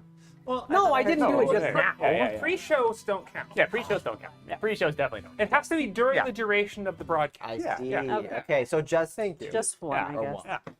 one. I could have been imagining one. But it does count double now, so one snort counts as two. Double XP snort Oh, weekend. okay. So, Yeah. so that's the ruling. That's the ruling then. Snorts There you go. only count if they're Double during the leg. broadcast hours, and anything done during the break is double points. There you go. Yes! Perfect. Okay, Perfect. look We've at that. established snort law. And now Tet appears and murders. Oh, Yeah. look at that. Ted Yeah. appears and murders all of you. You all die. We are fighting a Fey Warlord tonight. Alleel's no good, very bad day. Yeah. Yeah. I bet you're wondering how I got here. Well, we've been back on camera for a few minutes, so. Hi, everybody. Thank you for listening to this very engaging, crazy conversation of my players deciding that my snorts count double in the specific hours of the day in which my snorts count. Great stuff. Great stuff. Great stuff. Sonny's snort law is what it has been Snort law. done. Yes. Yes. And absolutely. Nat Lovey, our amazing bard who is not with us tonight, and we love and miss you, Nat, has also declared double XP snort weekend. So Every weekend. every weekend. Every weekend. Uh, Suddenly, Mr. It's Mythical Family only- moves to a it's- weekday. it's only unknown that I've reasons. had 30 milligrams of Benadryl that I'm not dropping a boss on them for this rich. Just the Benadryl. Just the It's only Benadryl. the Benadryl. Listen here. God Listen bless the here, you little shit. What I do? You're within throwing distance. What? Uh-huh. What? Dice? I got a powerful. cameras. I got a powerful arm. I Hang played on, hang on. baseball. There's equipment between you and him. Say what? And there's equipment between you and him, and you did just talk about taking Benadryl, so maybe Ah! dice bag. Maybe throwing the dice bag's not a great idea. Okay. I suppose not. Probably not. Sounds like it's time to make them all roll initiative. I debated it hotly. But what we're going to do instead of making them roll initiative is pick back up at our story where Professor Clementine has been followed by Cassiana and Sani and has walked back to Professor Jesperos' office at the Divination Wing and walks into the office. And Alil, you saw her last night, so thankfully they're not bringing someone new into the mix. Yeah. But she walks in and immediately like skids to a halt and like looks at the ground a bit and then steps over it and then waves to you. And it doesn't look like Jesperos has not come back in the time that it's taken them to fetch her. Hi. Hello. So I know we only just met like a matter of hours ago, but we were hoping you might be able to help us. See, we have these pieces of hagstone that apparently were kind of broadcasting out something that if somebody knew to look for it, they could use to track us. And it seems to be related to whenever we try to use magic, So I was wondering if there might be a way that if we got one of the stones to trigger, if we could kind of catch what's tracking it and maybe Piggyback off the connection. piggyback off of that. Yes, exactly. In theory, yes, and I love your theory. Okay. If this Great. was a standard enchanted magical item, yes, you're right on the money. Mm-hmm. Because it's a hagstone, that throws a lot of variables into the mix that I'm. So here's my thought. So we have one stone that is large enough that I think I can inscribe a rune on it. All right. And then I can activate the rune.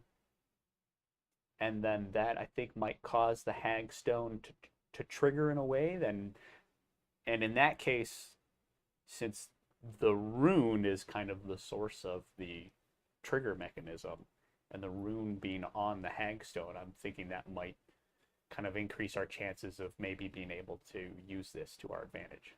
No, I like where you're going with it.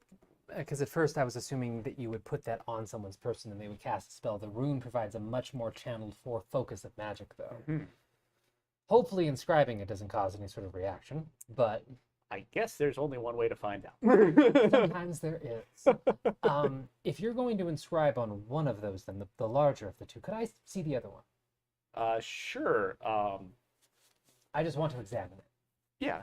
Like Yesperos might be a little cautious about these things. So He's overly cautious, and I understand why, but we're most likely safe within the walls of his office and the Okay. beautiful runes on the floor. But there's some magic that I'd like to work before you do yours, if you don't mind. Oh, yeah, sure. And she course. takes a small one and You're puts the it in her expert. palm, You're the opens her palm. I have experts in certain areas of enchantment. Again, hagstones me. are... Say what? Much more than me. Or I think any of us. Hagstones are just... Hagstones and magic that is more of an innate from the blood of the creature sort of thing, as much different than the arcane enchantment that I study. Yeah. But there should still be a way to kind of take a look at the enchantments that created it or the magic that created it originally. And as she starts to work her hand over it, you see like small trails of purple light follow her fingers in the air. And eventually she kind of creates a column of twisted purple light that just kind of hovers around her hand and the gem. And little small arcane runes start to flicker atop it. And she just kind of rotates her hand, looks at it as the runes change. And best guess is that it's probably providing some sort of information on the stone and how it was created. And she spends a few moments studying that as the three of you were reunited, if there was anything that you were going to talk about. Or if you're just waiting for her. Just waiting for I her. assume nothing exciting happened on the way to Clementine and back. Not really. We didn't incur the wrath of any more warlords or evil gods or Not that demons I've or heard. anything else I should be concerned about, even more than what I already am. Okay, good. You sound really stressed and maybe a little defensive. Should I not sound stressed? It's a lot, and you Yeah. kind of stepped right in the middle of it. It's a lot. It's a lot to take in right now. I will say a lot of it wasn't our fault.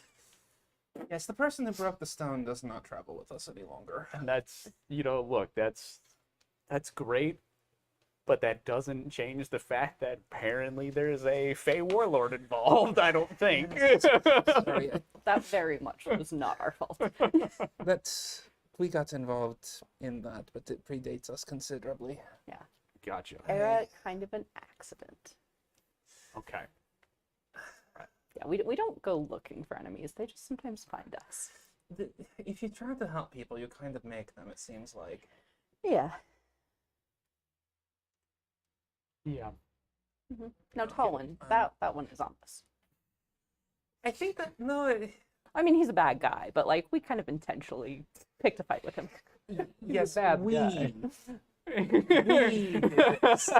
Yes, we are a collective I'm group. sensing maybe it was more of a much like the having dinner with our potential enemies, that maybe this is a one member of the group maybe contributed more to this than others. That's what I'm thinking, yes. Okay, all right.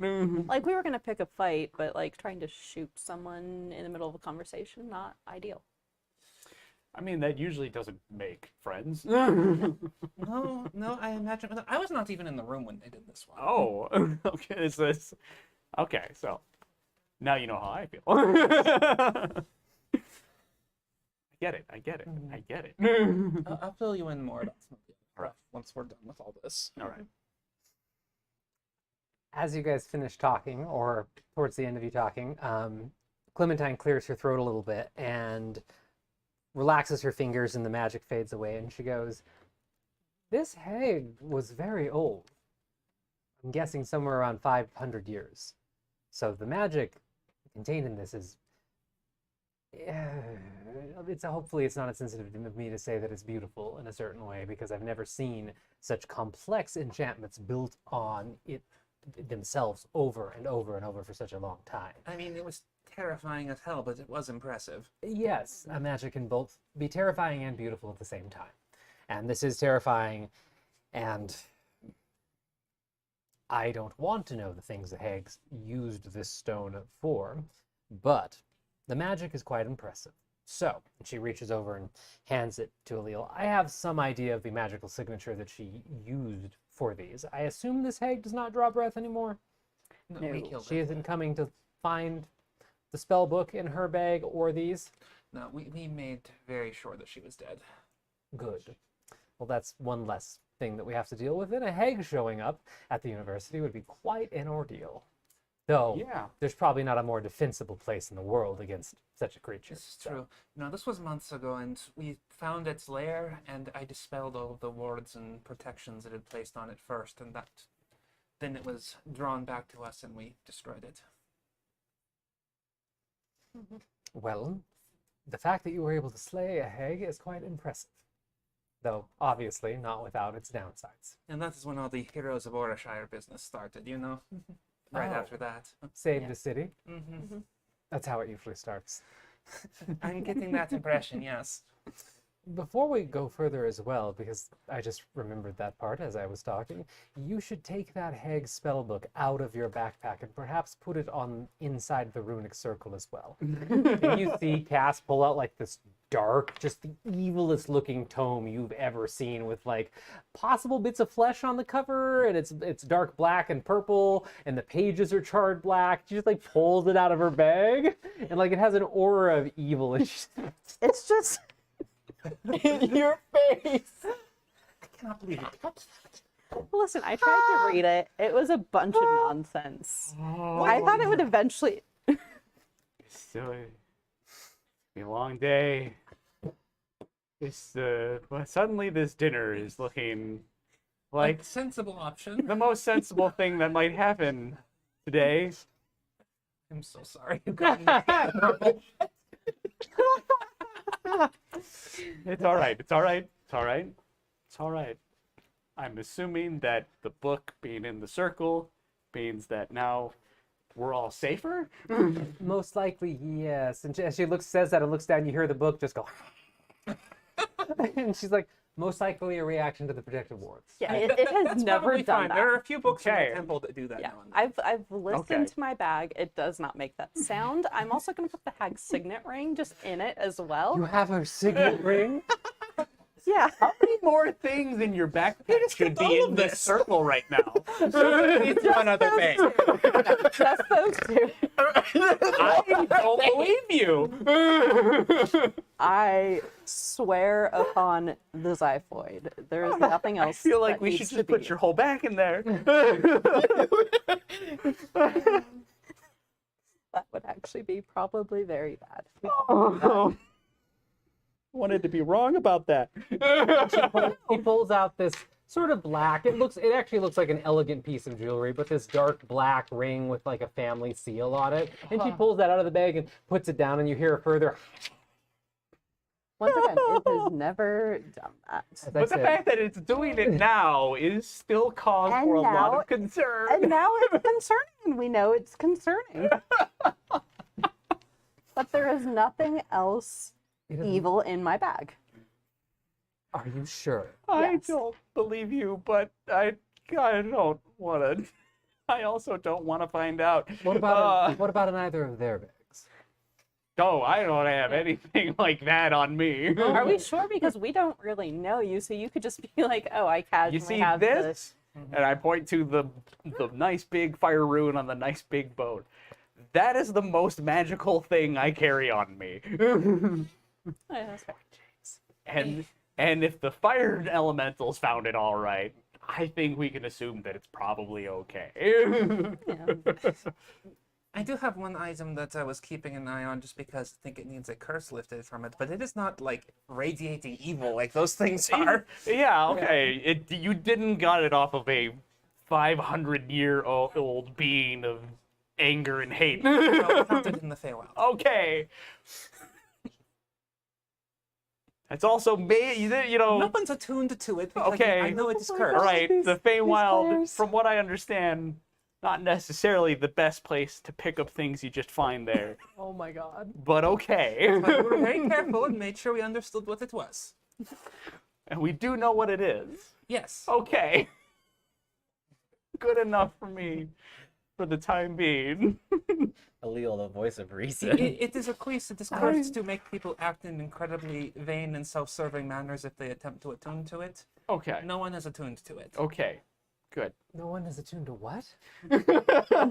Oh, it's just this, and Sonny will produce the quiz that they found in the Feywild.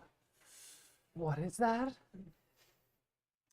Something that turns you into a very vain person, apparently. It has lots of protective enchantments on it, but it is cursed to anyone who attempts to attune it. So you did have something in your bag. That also should join. That? Oh, not like the Hag book. It might The not be spell book, the exactly Hag- like that, but maybe I'm similar. In Sonny's defense, Do I need to think call campus security at this point? no. I'm honestly surprised that you haven't. I mean, But I think we can maybe nothing else with in this without anyone's their bag. involvement. Cursed item, Hag possessions, anything else? no. And this is actually one of the things I was going to speak about later to remove the curse. That's a good idea. Yes, that is why we brought it, to get it removed. Oh, God's above and below. I don't even know where to begin with you. I suppose we should leave those Hag items on the floor Yes. until Yesperos gets back and I can focus. The Hagstone pieces that you have, though. Yes. Based on my analysis, focusing at based on my analysis, your plan, I think, is a sound one. We could also integrate it with my harness that I'm wearing. And she just taps the like leather straps. She's kind of wearing the best way to, I hate describing it this way, but the best way to describe it is kind of like an Attack on Titan harness. Okay. Where it's leather straps that go around her body and don't seem to have a specific purpose. She's not wearing like ODM gear or anything. Yeah. So it's just the leather harness. But last night when she unfolded the magical like transparent wings and took off, the harness glue. Glue. Harness glue. The harness glue. What kind of horse do you have to use to make a harness glue? The harness. The horse you took the harness from. Oh, okay. That's how it works. Yeah. Magical runes appeared use all part upon of that horse. magical runes appeared upon the harness and glowed with Also, light. we just got raided. Thank you for rating us, readers. Sorry. Ah, there's Darling light. creep. You are a mess. I'm a mess. Oh, wow. Wow. Jeez. You are mean, Man. sir. Yeah. Uncalled for. Uncalled for. Thank you, Raiders, for rating us. Our name is Prismatic Dragonfly Tavern. We're a D&D actual play, fifth edition D&D actual play. The DM is ADHD and also on a bit of Benadryl tonight because she had an allergic reaction. But thank you for joining us. This is our actual play called Prismatic Dragonfly Tavern. That is my homebrew world of Akora. And our wonderful party members are at a magical university floating in the clouds above of the nation of Quandir. And they've just kind of remembered / found out / had a bunch of conversations with the local professors here that they've been carrying around cursed items like a Hag spellbook, a Hag signet ring, and unknowingly unknowingly bits of the hagstone that they smashed willingly for the last couple we months. didn't smash it willingly. Members of the party Did on us. smashed it willingly. The royal we. The royal, Royal the royal we. And one of my players just called me a mess, and I'm hurt. Anyway, A good mess. try and walk it back now, kid. Yeah, way to try to walk that back. I mean, you did kill his family. Yeah. Didn't To kill be fair. She implied that his family might be dead. And it's not the Most DM's likely dead. choice to do this. It's storytelling. I can't. I can't right now. Welcome to Prismatic Dragonfly Tavern, where the players are mean. And I put up. Inaccurate. It's mutual impact. Really, it's mutual. What the hell am I doing that's taking this thing? You're the ones carrying cursed fucking items around for months at a time. Yeah. And inviting villains to dinner. Hey, Yeah. that is the most sane part of this so far. Yeah. Yes, It is actually. Yes. Trying to make So- this my thing. It's just like, I swear to God. I'm trying to What? D&D. I'm just curious about what do we want to use your harness for? This is one of my personal inventions, and it involves multi-layered enchantment magic, very similar to the Hagstone, and I can integrate artifacts with it briefly, and it would allow me to have more insight and possibly see into the risk. So I'm happy to support, but this is also another option.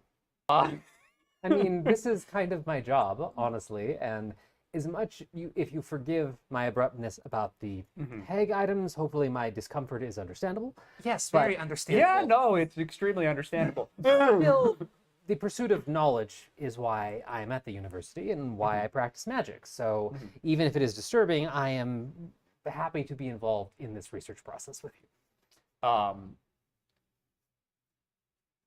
Would your harness work on contact?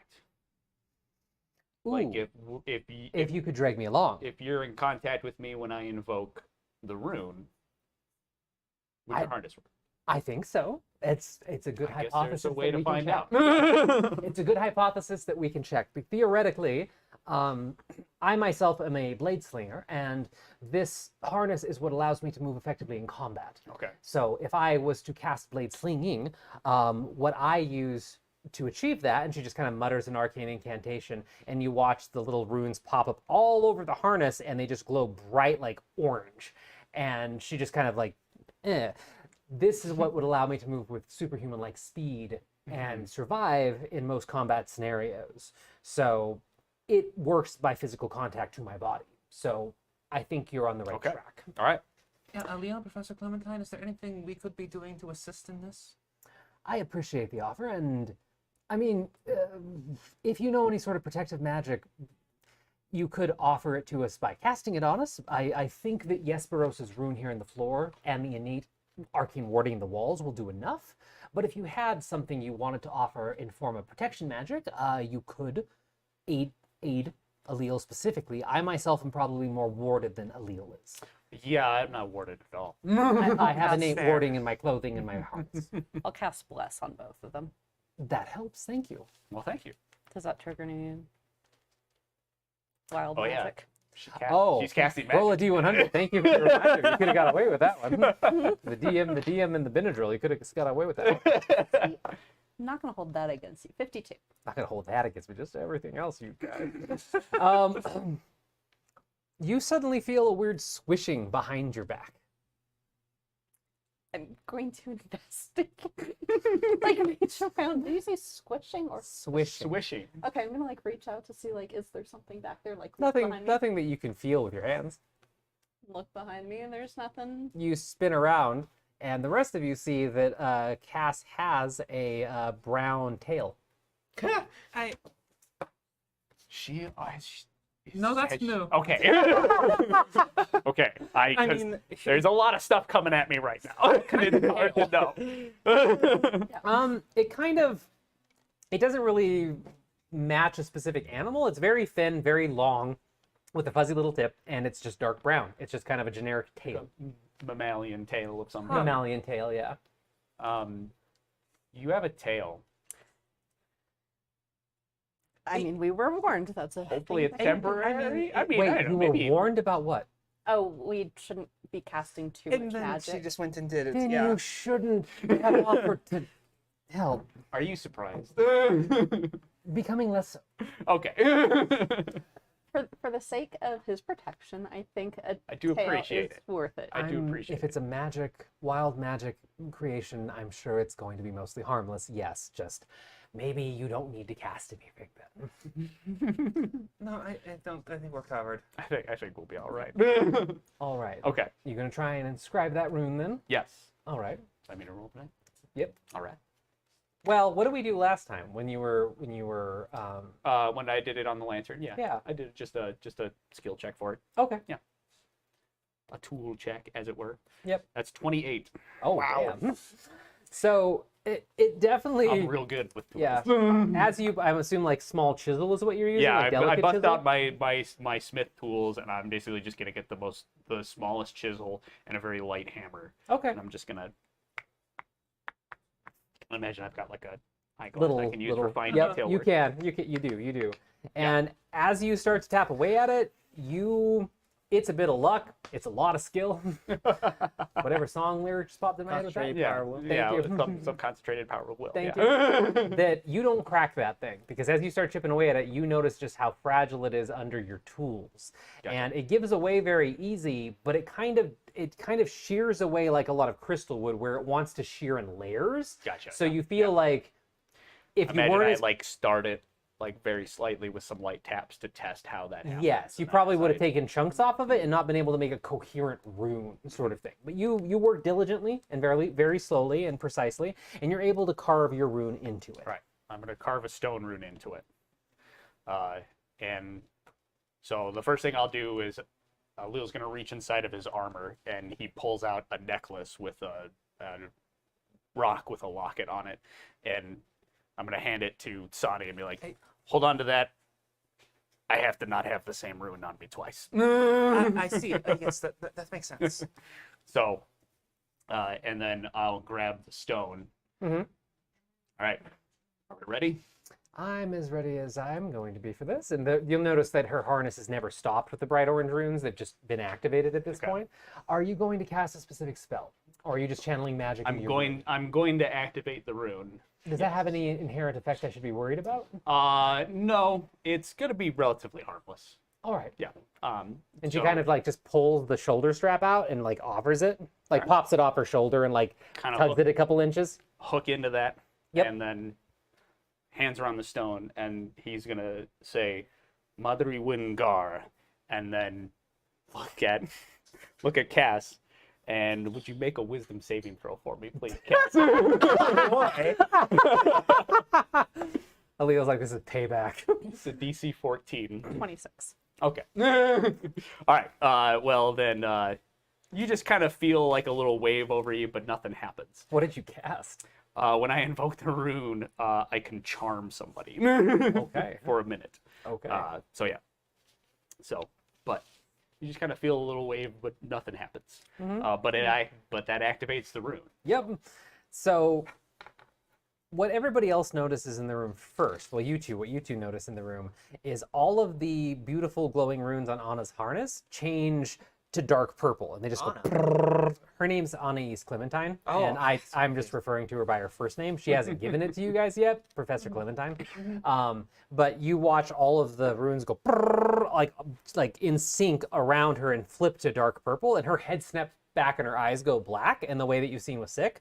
There's no blood or anything, and the same thing happens to Alil, where Alil's eyes go black suddenly and his head snaps back, and they're just silently standing there, like locked with the harness for a moment. That's fucking terrifying. Oh, God, it's happening again. Pull out a handkerchief just in case. He's ready. Alil, like, for the "Why blood." is that-" Oh, okay. Meanwhile, Alil, you suddenly are standing in a very dimly lit sort of dark void on an obsidian surface right next to Clementine, and the two of you are aware of each other and you can see each other, and you both are just there, and there's like nothing around you right now. Was this something you expected would happen? It's one of the possibilities, because Okay. when you invoked the rune, in this attempt to trace this is most likely giving us a perspective on the spell. or perspective on the connection with the hagstone. Oh, So okay. this could be the interior of the stone that we are seeing. Okay. We're most likely not actually here, of course. Sure. Yeah. But I think that we are seeing the interior of the stone, or perhaps the area that the individual that is tracking you or looking through the stone may be in. Okay. I assume this is not a common experience for you. No. I can say with a high degree of certainty that you're most likely fine. Okay. Good. Do you feel anything? I mean, I don't feel that different. I don't feel anything. Roll a perception check. Okay. And you don't immediately. The dice luck. Your NPCs Things happen to my NPCs and my characters. You smell a kind of I think there might be something wrong with the stream. something wrong with the stream. Why is that? Uh-oh. Maybe. Oh. Or maybe that's just that. There was a network error. Oh, I think that was just us refresh. I just had to refresh my screen and I can see Okay, it. So. yeah. But No, it thank you for looks letting like us it. know. Yeah. Looks like it's refreshed. You smell a sickly sweet sort of something hanging in the air, and you also then smell freshly cooked or cooking meat. You think, and then as you process that for a few moments, you kind of hear the crackling of some flame, and then you hear somebody walking with very heavy footsteps and probably plate boots, kind of clunk, clunk, clunk, and you feel like they're pacing through and around you two. I hear someone moving around wearing some heavy armor. You are getting more from this than me, so They're that's cooking. good. Cooking? Yeah, they're cooking. What are they making? Smells nice, sweet. Good, good, good. Focus on that. Keep Okay. your eyes open, close them if you want. Focus on the bits of stimuli that are getting through. See if you can get a visual, because it seems like you're a little bit more in tune with this than I am, most likely due to holding the stone. Okay. How do I do that? It's the first time I've done this. No, just kind of describe what a Leal would do. Okay. I mean, in that case, he's going to. Just get a big. He sniff. still feels like he's got the stone in his hand, right? Mhm. So he's gonna. Yeah, you can't see it, but it definitely feels like it's there. He's just gonna kind of tighten the grip on it, and then just kind of get a big, just breathe it deep into his lungs to try and get a nice good smell of what's going on. Okay. After you take that deep breath and you open your eyes, you barely see Clementine. She's still next to you, but she's like a fuzzy, faint glimmer of a ghost. And you are standing in what looks like a kitchen in a dilapidated castle. Oh, okay. Ah. Shut up. Dilapidated castle. And you see what you believe is a goblin wearing some chainmail, no boots, working over an open flame, and has a giant slab of some meat cooking. And behind you, you hear those footsteps pacing. And if you turn and look, there's a giant doorway with the door taken off the hinges that leads out into like a throne room area. And if you look through there, you see a very tall, like 8-foot tall woman with kind of gray, probably very long gray hair, but it's done up in these kind of intricate braids, kind of like Viking braids. She has something akin to a tank top or a torn shirt on with the plate armor on her leggings or on her legs and boots, and her back is just ripped muscles. And there's a great sword sitting next to a broken down throne, and she's pacing back and forth in front of it, kind of fuming to herself over something. I can see a castle. Good. There's a goblin and someone else here. All right, look for traces of the magic if you can. It has a distinct color, most likely purple or black from what I've seen. See if you can follow a trail of it, find a trail of it, and Okay. you can probably locate this caster. Okay. For this, roll an Arcana check. Okay. for a piece of it, at least. Although it's not an attack roll or a saving throw, can he add a d4? Yes, because you do have the effects of Bless on you, so. Woohoo! Yay! It's not attack or saving throw. I will allow it to bucket in this Yay! case. It's not gonna be good. Because the rule of cool is a good thing that you should have in your games, DM. That is still only gonna come out to 6. That's okay. Arcana's not great. What else is Alil going to do after receiving the instructions? I guess because the other thing that's been big for him has been sound. Mm-hmm.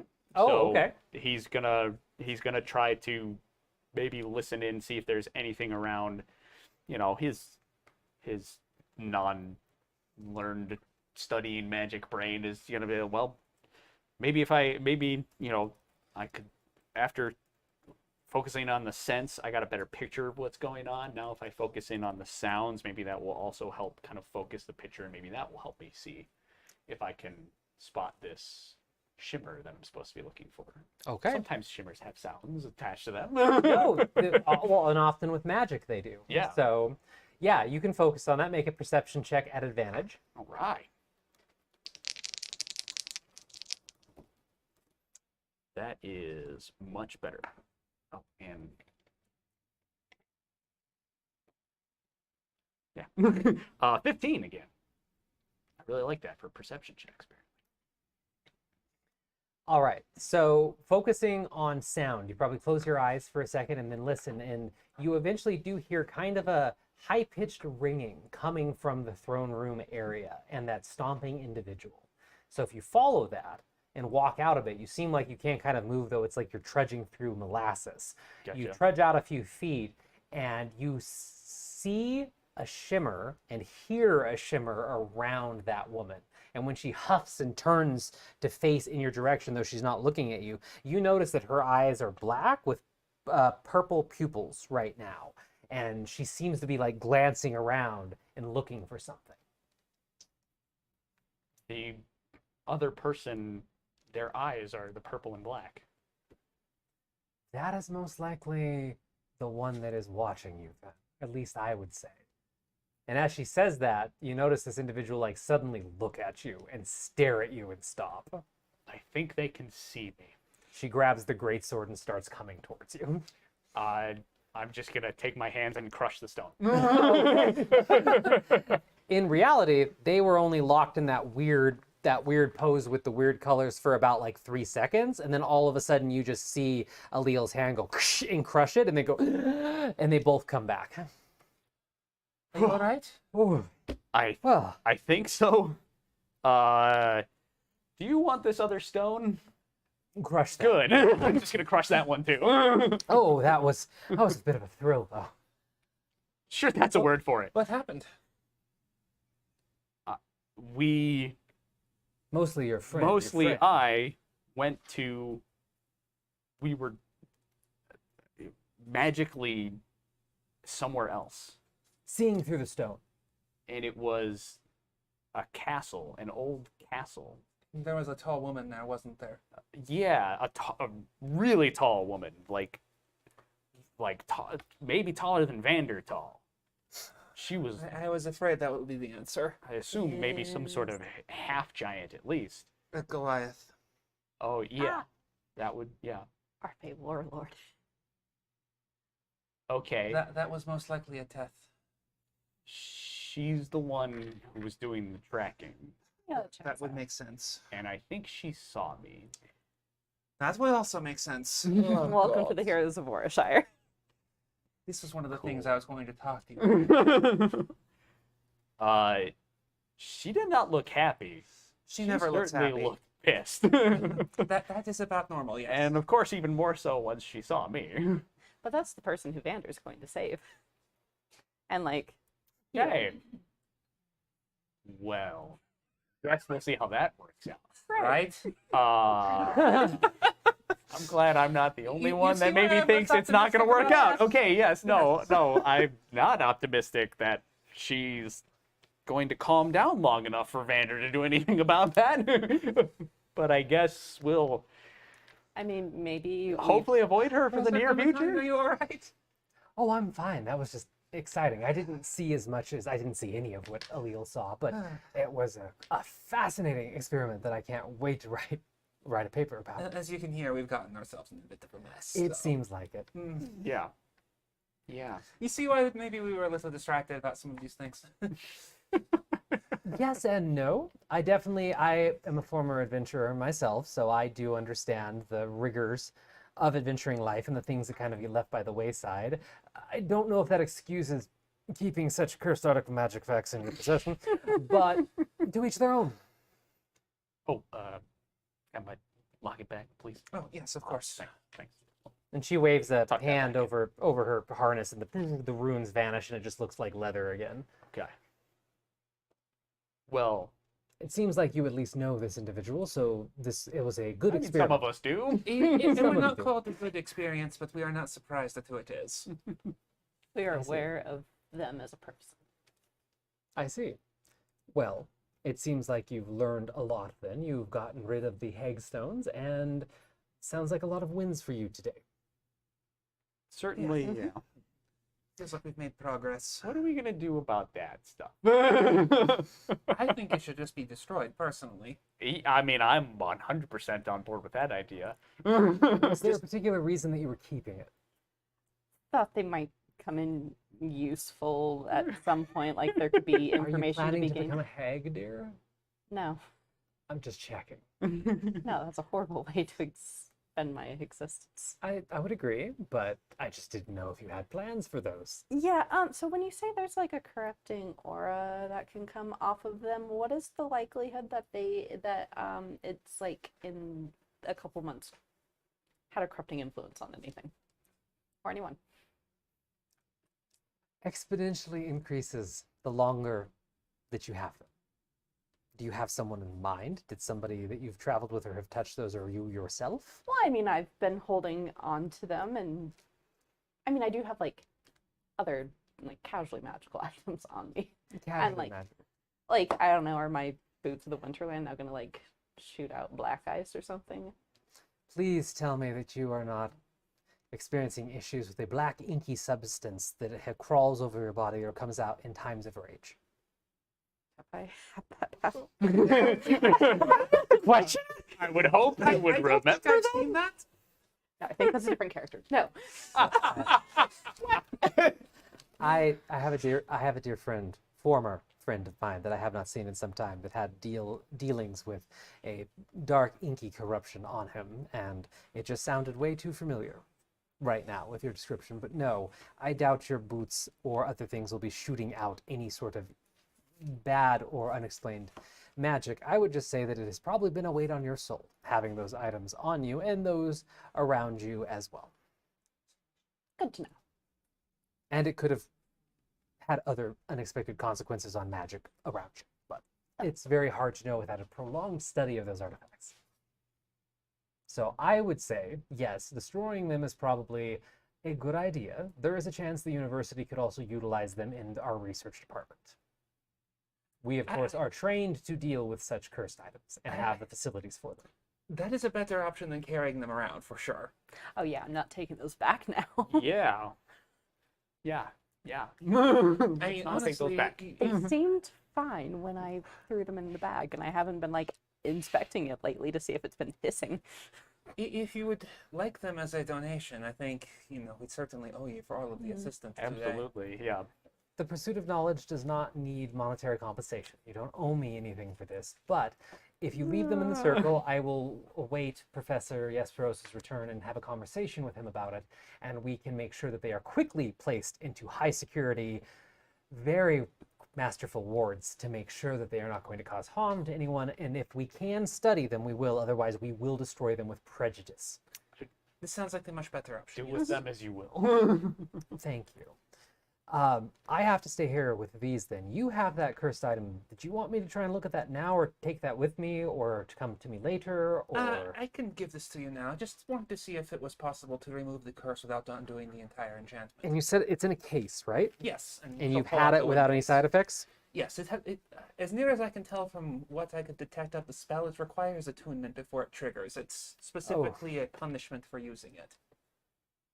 Okay. Mhm. And she takes it and cracks it open and looks at it and goes, I mean, I can feel the curse just standing here, but I think you're right. And she closes the box and sets it down on the floor as well.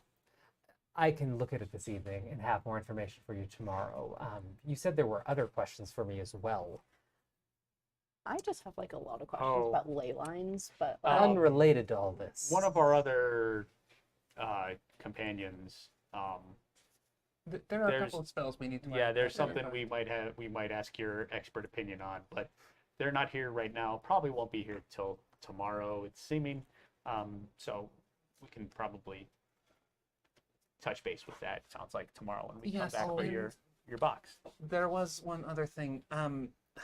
We're fairly certain it is a protective spell, but there's a spell that's been in my aura that I did not cast, and we're not yeah. entirely certain where it came from. It's protective. It seems to be interfering with divination magic aimed at me. I just wanted to see if an expert could identify it better than I can. Divination specifically? As near as I can tell, I don't have a best grasp of it from my perspective as the person it is wrapped around. All right. Did you have Professor Estros take a look? Not yet. He was already running No, around. yeah, Well, yeah. since it's tied to divination, he might be more of an expert, but since it is staying with you, it might fall in my field of expertise. So, If you don't mind taking a look, I would appreciate it. no, of course I don't mind. Do you know if it emanates from a certain part of your body or an item, or what do you know about it? You saw it. I'm not here. No, like yeah, it's kind of a opaly shimmer around that just kind of like flickers about her. If you like focus on her, like especially if you touch her and like focus on her for a little while, you can see it kind of shine around her. All right. Do you mind if I touch your shoulder? that's fine. She just lays a hand on your shoulder and looks at you and then closes her eyes and kind of shifts back and forth, and you think you hear a couple arcane mumbles under her breath, and she goes, I don't see it myself, though you do have an aura of some sort of magic. That's not surprising. Obviously, especially with those tattoos. But let me take a look with one of my magical spells. You won't feel anything, just kind of a diagnostic. Of course. And she draws a couple runes in the air next to you, and she taps them, and each one lights up with like a bright white energy, and they just kind of hang in the air. And she's like, could you spin around, please? All right. And you make a small little turn. yeah. And all of you in the room see that there's a bright white handprint on Sani's left shoulder. Is that always there? No, sorry, I that's keep having new. to ask this. My Somebody's tail's gonna just owe looking back. Allele all the drink. Okay, so that's okay. That's actually very easy to find. I think many people besides me could have identified that. It looks like you have an enchantment protection spell on you. Yes, I just don't know the details of it. I mean, the issue with identifying magical items, especially enchantments, and what I specialize in is it's very hard to know a lot about them. With what I can tell you is it looks like it's a form of Nistel's magic aura that has been imbued into your skin. You have been enchanted as an object would be enchanted. This is actually not that uncommon, though it's not talked about. Usually we enchant items, not people, but you can enchant people very similarly and just as easily as items. Oh, no, this makes sense. That we are bound up in the weave as much as anything else is. Exactly. It's just not common. But this looks like it is a form of Nistel's magic aura that is currently altering your visible aura, which would lead into divination. Nistel's that magic aura is a divination spell. It's a custom implementation of it, it looks like, but it is masking your true nature. Most likely, I would hazard a guess, to this Fey Warlord that you're talking about, or tracking spells, or anyone else that is trying to look for you.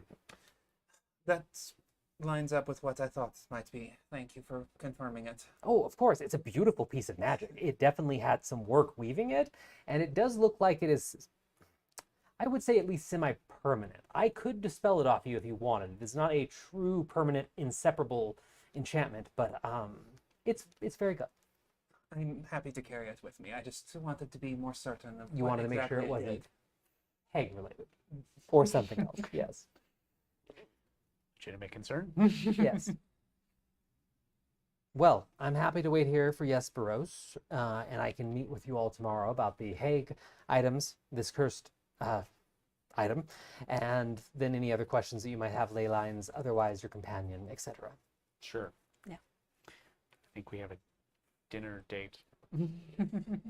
And you probably have a bunch of questions that we owe you answers to. Yeah, we should get Yeah. you caught up before we meet up with Vander's friend. Probably. You've got the broad points. You've Uh-huh. got the major ones. Fey warlord after us, tracking us, trying to kill us. I'll have some questions Great. for Jesper when he gets back, but that can wait until we meet him later.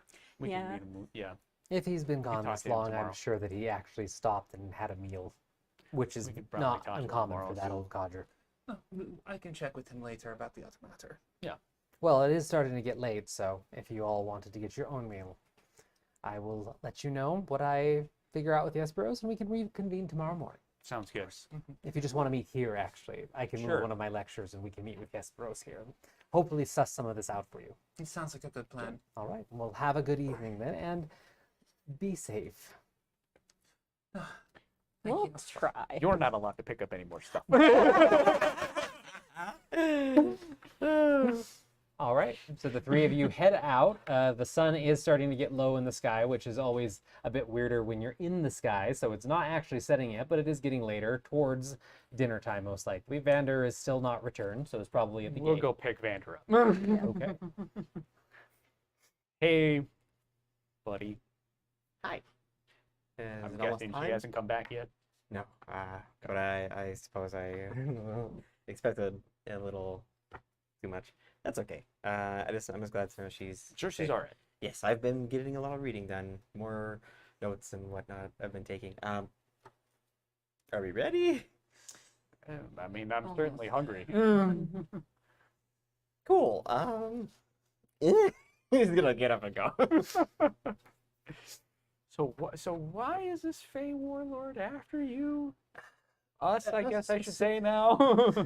Us, the royal we. Yeah. He Came after us specifically because, well, as a group, we all met my girlfriend. They Okay. have prior history. Okay. She's adamant on eliminating all Fey life. The Fey warlord is? Mm-hmm. She's not originally Fae. She's Oh. conquering it. Okay. Gotcha. She's trying to take over the Fey. Yes, Hera was implying that something was done to her, which would make sense. She's gone. She's kind of just terrifying to see. I mean, Yeah. Absolutely terrifying to see. Yeah. But whatever was done to her before, the point is that she went to the Feywild, started taking over the place, and my girlfriend is not from this plane. She is a Fey. Okay. She was gotcha. exiled here after a test cast magic to warp her body. Jeez. I mean, we've been protecting. Seems like you guys are into protecting your loved ones. Are we sure she's okay? That's what I want to talk to Jesperos about. And you will not say a word about that to Hera? Of course not. That's not my area. Okay, I'm just making sure. Yeah. because We need to we are double getting check very, with you. very friendly with her. We want to be sure we're not telling her anything that a Tet could use to hurt us. Yes, I would never dream of that. Thank you. Okay. Ah, All right. All right. no, I mean, I warned her that a Tet knew where she was and she went into hiding. do we know like how readily we should be concerned about a Tet It seemed in our immediate future? Now that I'm thinking of it, most of the times we have seen her were after our involvement with the hag. Yes. It's pretty much exclusively so, and it got stronger after the stone was broken. Yeah. So this is making sense that is how she's been reaching us. Right. And then, when we were actually in the Feywild, or sort of in her territory, And we still had the stones bound to us. that too. This is making a Well, lot more things. But now out. she's also mad at us because we we stopped the corruption. And Yes, Um, she was responsible for a blight in the Feywild, and we undid it. okay. Involving her taking a huge chunk of the xiphoid and sticking it in the heart of the forest. Which is an issue we'll want to talk to the headmaster about. Yeah. We shouldn't stick around here too long.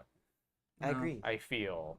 I think we have some more Because it questions. seems like there's multiple ways that a Tet now knows that we're here. And it's very likely Sinon is affiliated somehow, or maybe just got taken advantage of. We don't know for sure. Well, I mean, between Era and the reverse tracking that we just did, like a Tet definitely knows where we are. So we should definitely not hang around too much longer. I mean, we No. definitely want to get our questions answered, but I'm in agreement. It's just a matter of figuring out where we should go next after that. There was some thought that we could start traveling south again towards my homeland. Most of this seems to involve the island. Whatever happened there to the heroes of Hell or High Water. Era claims that she and Atet were both part of that group, and I'm pretty sure I figured out who Atet was. Is that Gotcha. a piece of information we want to keep to ourselves? I mean, I think she already might have overheard this anyway. She knew what we were looking for at the library. yeah, she would have. Yeah, Era knows this. Okay. Just want to make sure. If nothing else seems more promising before we are done here, I think we keep to that plan. We start heading south, see what we can find out on the way back to my home. Agreed. I We really. can find out more about Uni, and then if need be, see if we can find a way onto the island from there. Yes. I'm curious about what form of corruption it is that's claimed to such an extreme. Something shattered her, is how Era put it. Yes. Her spirit, from what I can discern, is something incomprehensible. But I feel like I've made headway. That's why I want to talk to Tet. Not Atet. Era. Sorry. So we think when they were... I mean, we all know you still want to talk to a Tet as well, but Yes, but not with any major urgency. yeah, that seems like more of a eventuality, not a urgent matter. It seems like in the past when they were trapped on Uni, just something terrible happened to both of them. Era has been cagey about details. I do not think she likes to remember it. And Atet is obviously not willing to speak with us. Yeah, she doesn't seem like the chatty type, No, the first time we spoke, she tried to grab my throat. unless chatty is carved into the blade of her greatsword. Taking But- notes. It's a listen to reason situation. But like one thing we also learned from that signet ring that was hung on to, is the hag did originate possibly from Uni as well. Yes. It all may have circles back. originally been part of the royal family, which if a hag came out of the royal family of Uni, then, well, maybe that starts giving us some hints about what the hell went wrong there. See, so it was a good thing I took her finger. I mean, we didn't need to keep it. We knew that, like, back in Orishire. Right, but like we didn't really. We had potential questions from that still. Head to the tavern. The rule still stands. You're That's not okay. allowed to pick up any more stuff. Not without the expressed consent of the other three members of the party. Everyone knew I picked these items up, and then there wasn't any concern. I was a little distracted at the time. Right. I feel like I would And have like objected. yeah, fair. You were also a little distracted. Yes. There's a lot of distraction. And Apparently, like, I got to keep my eyes open. Okay, got it. and it's been a different item that everyone else has been worried about, not the spellbook. So it's fine. Okay. All right. Well, that helps. I thought we'd run back to the rooms first and then we meet her. What are we going to the rooms for? Yeah. Well, I don't feel like walking in there completely unarmed. I mean, You don't have I've your been weapon walking yet? around. Yeah, I have been No, we're walking at a around university. completely armed. I do not. I have not walked out of that room without my weapons on me this whole time. So See, I figured it would set a bad impression if we just like walked into Yasro's office with me with a giant battle axe and we're like, we have questions. see, for Dad, you." that's why I stopped you from closing the door. I was like, hey, See, I do armed have people some walking in, foresight closing the about door. presence. Okay, all right. So you haven't been armed this whole time. Well, I have. So. And Sonny's a walking weapon mean, you're a for monk. gods, so... Yeah. I mean, the same place that we're gonna eat is at the inn that we. Yeah, I'd say you can run up to your room, or yeah, you can run up to your room real quick if you'd like. cool. So I'm doing that. I'm putting on I'm stealing the like fancy We'll go get a clothes table. that I and I stole guess from keep Matilda. an eye out. Okay. And like making Era, myself I look guess nice, you but I'm guys will sticking have the to keep an eye out dagger for in my Era. boot I and I have don't my know. I still don't know quarterstaff. what she looks I like. think you might still be disguised as Skalea. Yeah. Okay. All right. We'll get a table and wait for Era. Or Skalea if she's disguised. Okay. So you, Cass, you're able to run back to the room, change your clothing out, and also arm yourself in multiple ways.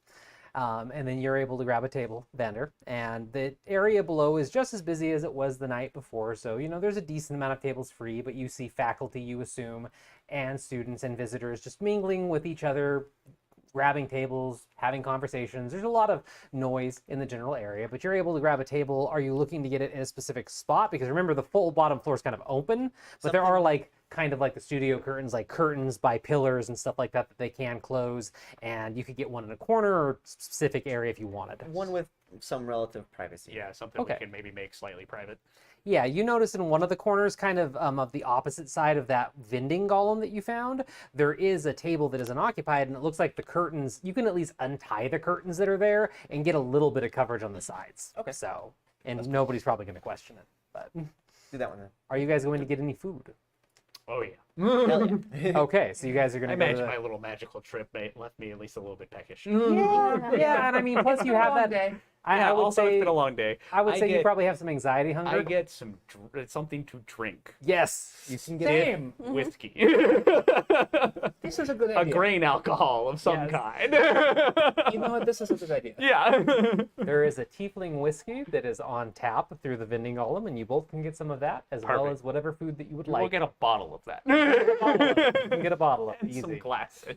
Kind of a jagged crystal red bottle with a beautiful crystal stopper, and you can just get one of those, and it's only 10 gold. Perfect. Nice. Perfect. So you guys can get some drinks, you all can get some food, and you're all sitting there at your table for a little bit. But while you wait, anything that you're going to talk about, or are you just kind of waiting in silence? waiting. Waiting? What else do we need to tell you about? I mean, anything else that comes to mind. I certainly would appreciate a heads up now before this happens again about something else. Nothing I can immediately think about. Okay, Yeah. good. Okay. All right. You already know most of it. Yeah, the drowners aren't going to be anything. That's really just kind of an adventure we had. It wasn't really. Yeah. Nothing there. Okay. Nothing that's gonna come back and try No. to kill us. We destroyed their weird little sunken temple, and they shouldn't be trying to drown Okay, any yeah. more boats. Sure. All right. Sounds like that. It was. Aleil's like, Relatively meh, harmless. child's play. Yeah. We- Yeah. uh, Sounds, we were- sounds harmless. we What were is it? Not sailing some up sort the of elder Quandir, god? and we Yeah. got we got held up by some ghosts that were asking for help, so we stopped and helped. Oh, okay. All right. Oh, I mean, related to our favorite warlord. Vander's mom is leading a resistance against her in the Feywild. Why are we just announcing my mother? Well, he came looking for your mom, so like he Yeah. knows your mom. fair enough. I was guess. looking for your mom. Yeah, she's in the Feywild right now. Yeah, But I already told him that. Yeah, you already mentioned that. Okay, well, You didn't mention, you failed to mention the fact that it's because she's part of a resistance movement against a Fey warlord. That is the part of that you left out at the initial briefing. Fair enough. We needed to be a little more certain of your intentions before the Fey that Warlord is matters came up. certainly understandable. You have to understand, yeah. like, very, very soon before you came to meet us, we got ambushed by someone that was serving her. So Did we tell you about the assassination? Maybe too much at one time.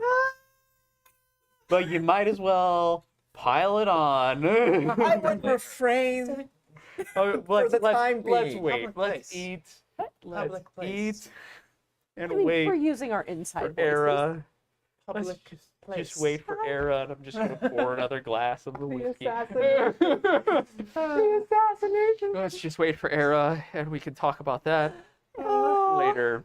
You know, since we're on the topic of parents and whatnot. The assassination. Yeah. Goes with parents. Yep. Yep. Yeah. Yes, it does. This is meant to be more not intensive conversation. So We'll- we're in a public place. Yeah, we'll talk about that later. We'll talk What about do you that. do for fun? Oh, Let's get man. on a different topic. I mean, I've Just start pouring shots. kind of just been traveling shots, for shots. for the last year-ish. You know, I've just been traveling. I've been seeing what I can what I can do to help people, basically. No, this makes sense. It's kind of what I was trying to do. Yeah.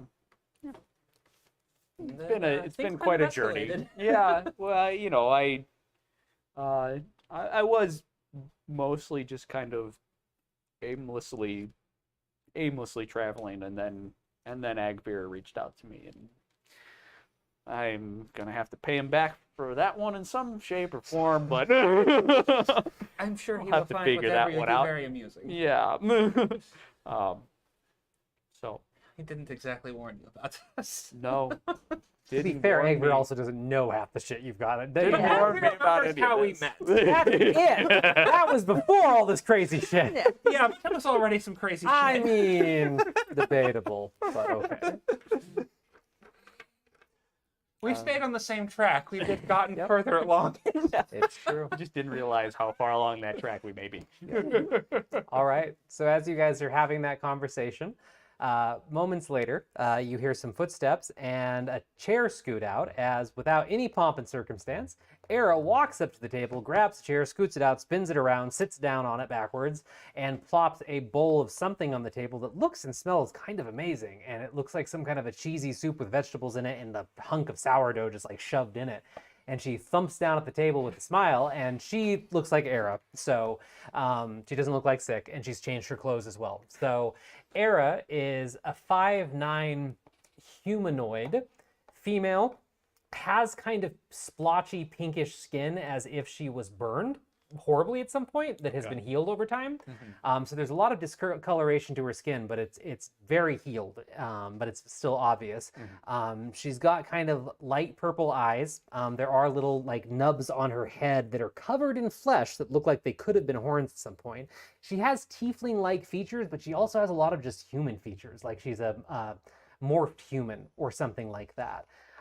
She wears knee-high boots that are laced all the way up, that are black. She has kind of a cream-colored laced shirt on, blouse with a blue corset, and she has kind of just a loose red velour jacket on now. Very beautiful clothing, no jewelry or anything like that. And she spins the chair around, sits down, tears a piece of bread off, dunks it into the cheesy soup, and just pops it into her mouth and just smiles and looks at everybody. No hold spells this time, This is a public place. Why would I do that? This Yeah, is in the Era. spirit of I assume that you're Era. Hi, Eliel. would you like a shot? Because this is the mood we're in tonight. What's you drinking? Tiefling whiskey. Oh, I don't really like the stuff, but I've thank got you. some tea. Family blend. Sure, I'll have some tea. Feel to go for with it. some. Thank you.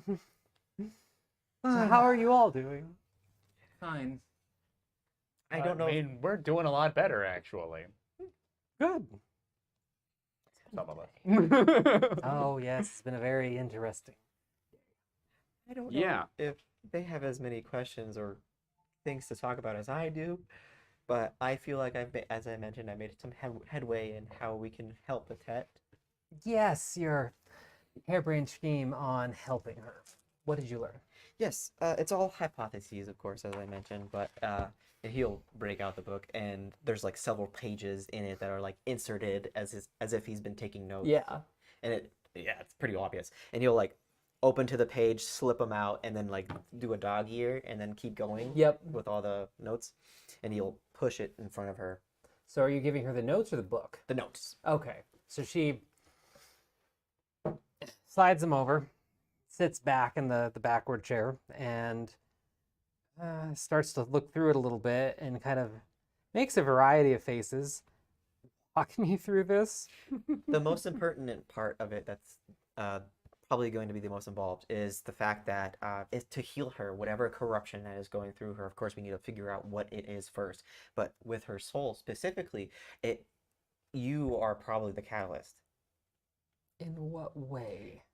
In order to heal the spirit from irreparable damage in the capacity that she's been through, it requires a grounding force through exploration of chi and that is an intensive process in of itself, and he'll open the book itself and like point at various points from previous, where it's like various people who have tried going through unlocking their chi and saying how traumatic or intense it was, and they had to stop.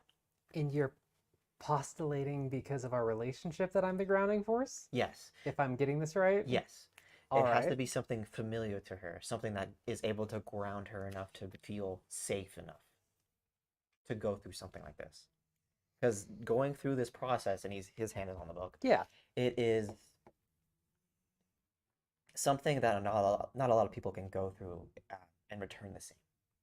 And that's the goal ultimately with her, to not return the same, but in a good way. And that's usually the end goal, of course, but there are, of course, plenty of accounts where it is something that someone cannot go forward and continue to unlock their chi. And that kind of leads them at a roadblock for the rest of their life. That usually can be negative. Yeah. It's basically something that once you start, you cannot stop. I see. I assume that you have to undertake this process willingly, though, right? Yes. Yes. Yeah. That would be the same for spiritual healing as well, and that's of course involved. But my hypothesis with that is that to combine them together. And what are you really thinking? What do you hope to gain by showing me this and telling me this? Are you asking me a question with this? Are you trying to confirm your hypothesis through my personal experiences? Either what I'm playing with this. what so you far. think about it possibly working. I know it's in part a shot in the dark with Atet herself, but in the practice, I know it is secure enough. If we're doing this, you would have the best idea of what would or would not work. Exactly. If this is something What's that already been tried. yes, Okay, so yeah, you're asking me to my opinion if I vet this kind of thing, if I think it would work on her. mm-hmm. If you could somehow convince Atet, the shattered soul, to willingly go through this process in a very sort of self-help kind of way, and I dial my sarcasm back severely in this moment. I understand. Sure, you have points that are valid, Vander. Based on what I know, it has a chance in Avernus of working. I think you're barking up the right tree. Do I think you could ever convince Atet to ever go along with any of this? Fuck no. Oh, I don't think I would be doing it. Oh, you think I do that? Yes. This, as I said, you are the catalyst. All of this only can work if you do If it. I convince Crazy Pants to go along with the self-help journey. Yes. Uh-huh. And that's the ultimate, that's the most difficult part, other than the journey itself, is that in order to heal, she has to want it. Yes. I think that's just a universal constant with most living things. Yes. And But I don't want to get too personal with that, but Sentient creatures, at least. say what? That's all right. Keep Okay. going. And I don't want to get too personal with that as well, but the same applies to you. Like, in a broad spectrum, I guess, this process might even help you. if I wanted some help, self-help healing. Yeah, everyone benefits from it. Hmm. I don't necessarily think going through the chi journey, since it's so intensive, might be for you. But if you wanted to dabble in it, we could see if you have windows to your soul that are blocked. You are just blindly optimistic, aren't you? He's quite the evangelist about this kind of thing. It is my passion. From a completely disconnected view, which is trying my patience, he's probably not wrong, which is actually very irritating to say for some reason. But I think scholarly, you're on the right track. And yes, you could stand a better chance to heal Atet than all that have tried before with this. Getting me to convince her is the hard part. Very much so. I don't think she would listen to me or any of us if we pitched that idea to her, but it is amusing to even consider it. Then again, I value my own life and my head on my shoulders. so. I guess my question is, does she know she's corrupted? And if so, what does she think about that? Fuck. Yeah, she knows she's corrupted. She had her soul and psyche and body shattered by what happened to us. And she's very aware. And that's why she's so angry, because for the last while, it's what's driven her. It's what's driven her to want to stamp out the Fae to begin with, because they caused this in some ways. And she's very aware of the pain, and it consumes her. It's an all-consuming sort of thing. So yeah, she's very aware, but she sees it as a source of power, not of weakness. Well, of course, it's not necessarily a weakness. I wouldn't phrase it as that. But perhaps if you showed her these notes, and you can freely take these, that Don't you need those? I have. Yes, You the see how book. many pages are in? Oh, okay. This very nice Look. library book has been dog-eared to hell since last night. Yes. Okay. You can take these, and perhaps you can show her, and perhaps having a possibility of healing through it, and putting together the pieces might do something for her in terms of a solution. I mean, just because it's interesting, I'm going to hang on to these. I don't know if I'm going to show them to a Tet, but it is fascinating, to say the least. And I have a question. Yes. Assuming any of this even happens and by some miracle it works, what is your end game here? Like, what do you want to have happen? Well, Ooh, she's asking the good question. my main idea or thought with this is that because the corruption is the source of her anger, if you get rid of the corruption, you get rid of the anger, and then she.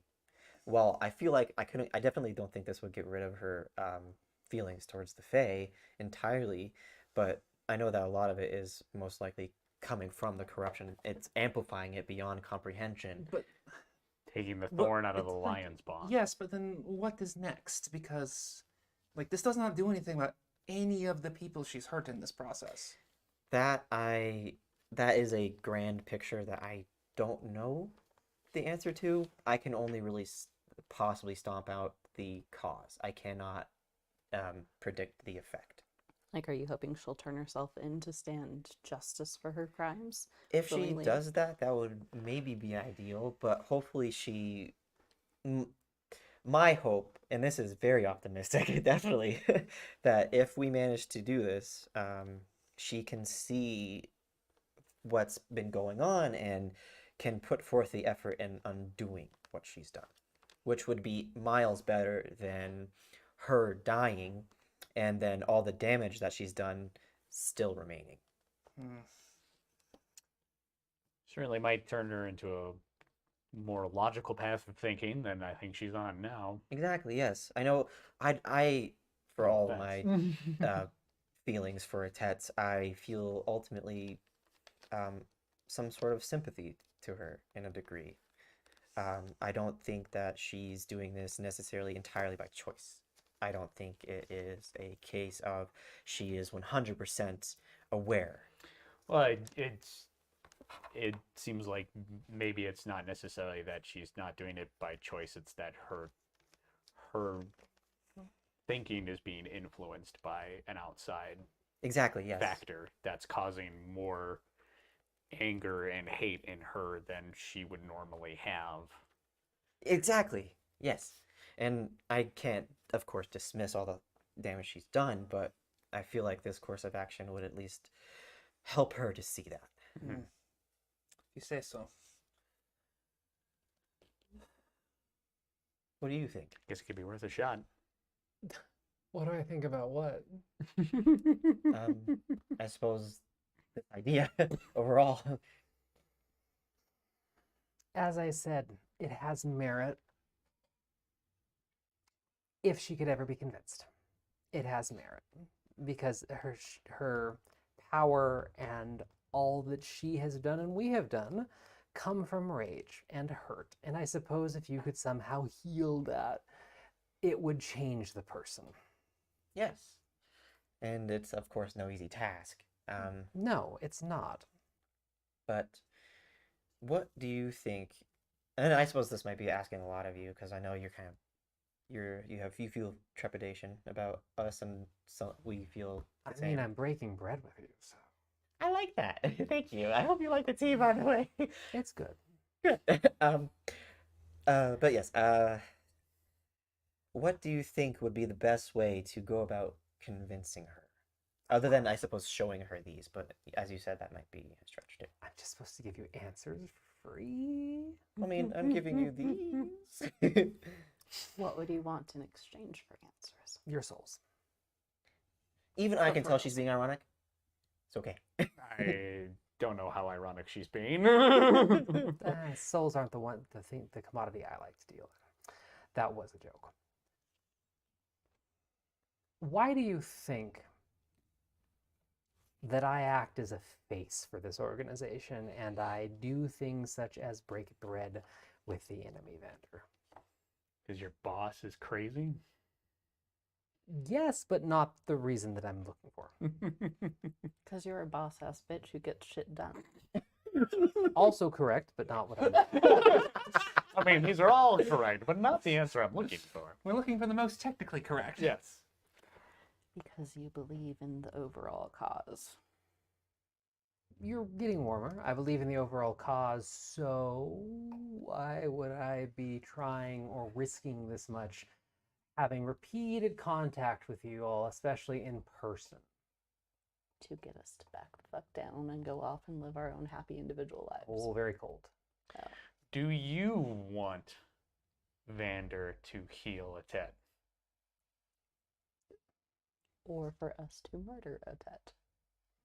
It's look, Gray area. on you both. are making a very binary choice out of a complicated Gray. situation. I'm just talking about this outcome. Gray area on both of those for now. But what's the opposite of you all crawling back into the holes that you came from? Do you want us to become heroes for you? There are no such thing as heroes. But good enough for me to give you the answer that you're fumbling looking for. I recruit. What are you recruiting us for? A Tet's cause. Really? What did you say? Tet's cause. Yeah. Exactly. You think we do this alone? Well, of course No, we not. already know you don't. Yeah, but why would you try to recruit us when Atet's the course that she follows, or I guess the way in which she enacts it is so bloody. And plus, I'm a fae. Her job is to convince us that we should look past that. Yes. Ish.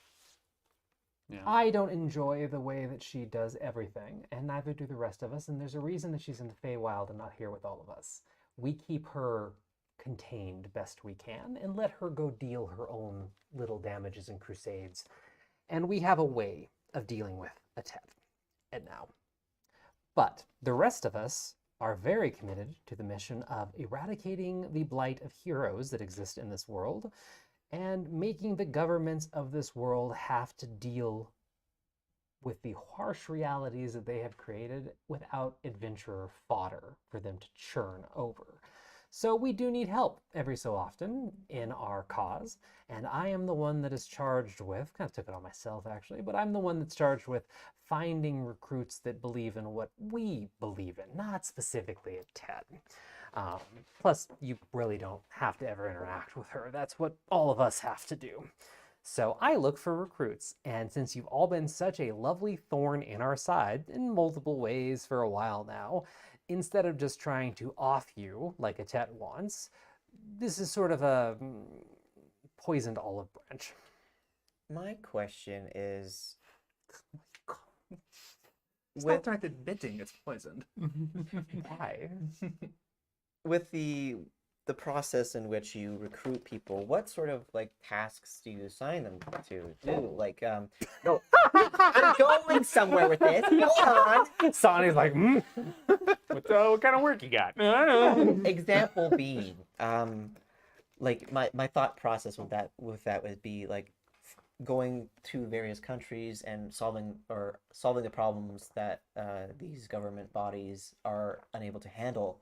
Is that something like what you do, or do you solve directly what the government is lacking? I don't know exactly how to phrase that. Does that make sense at all? Ish. We do a multitude of things, and again, I'm not going to just explain everything, That's but fine. if you want a teaser of your future job, we do a multitude of things, and the example that I would give would most likely that would be the most understandable to you is the lovely lady that created Glister Delight. She's one of our people.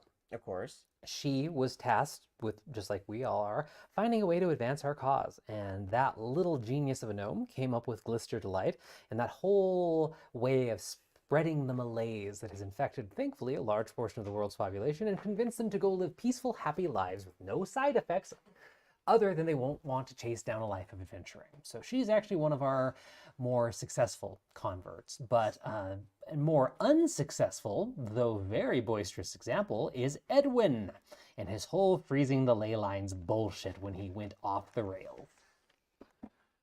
Huh. Really? Okay. That's big. Just a bit.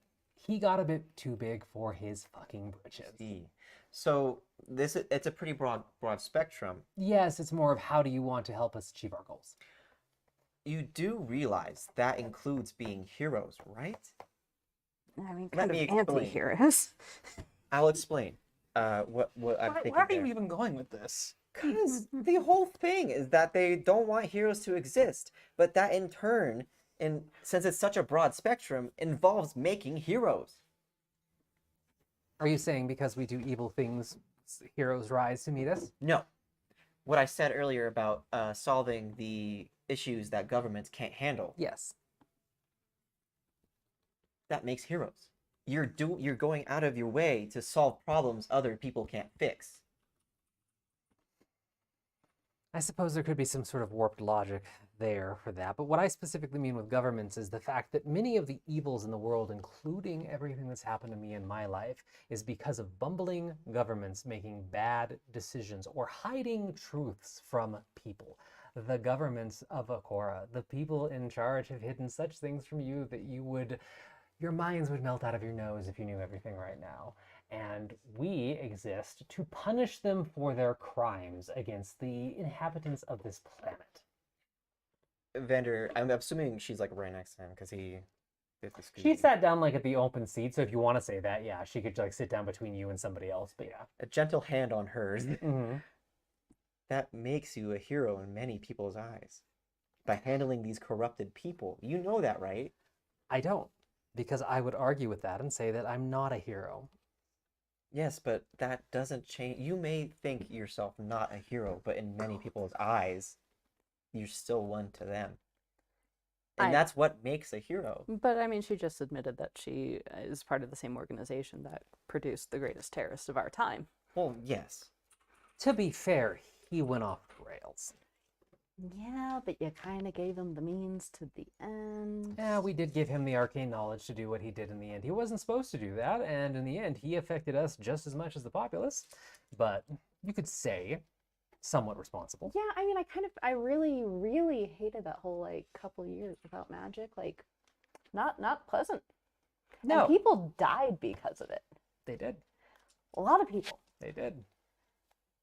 And do you think, I mean, Edwin aside, let's say, that this whole let's just not have heroes, like let's say you convince everyone like, yeah, we're just not going to do that. And as Sonny said, or Vander said, like, assuming people don't rise up to keep stopping you, do you think this is going to save more lives ultimately? I do. In what way? In the end, if random, unqualified adventurers stop throwing themselves into the meat grinder of this world that is gleefully being turned by these governments and powerful individuals that have hidden things from people so long and continue to fight invisible wars in the background, we're going to save a lot of lives. Because all these poor, untrained, hopeless people that go out and die for some stupid cause, they won't be dying anymore. And the governments who actually have the money, time, energy, expertise to train people to deal with this will be forced to instead spend their resources on trying to solve it. Otherwise, they will be replaced, hopefully, with better people in the end. Maybe even some of us. There it is. Very curious. That's an interesting perspective. That's my perspective, at least. Those of us, we want to see the world in a better place in the end, and with certain truths revealed to the world as well, so people can make more educated decisions on what they do with the world. I take it not everyone agrees with my point of view. It's I think you're full of shit, but That's fair. I mean, we are figuring out that like whatever maybe was happening with Hell and High Water was awful. So there's at least a little nugget of truth, maybe. well, of course, in every perspective there might be a nugget of truth. It just depends on how far you go with it. And it depends on if you have all the facts, which I keep trying to tell you, you don't.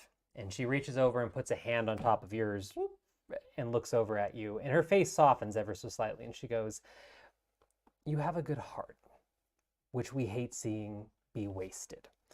And you're on the right path with these notes. I will show them to Atet in my own way. And if you want to pursue them, I can't stop any of you.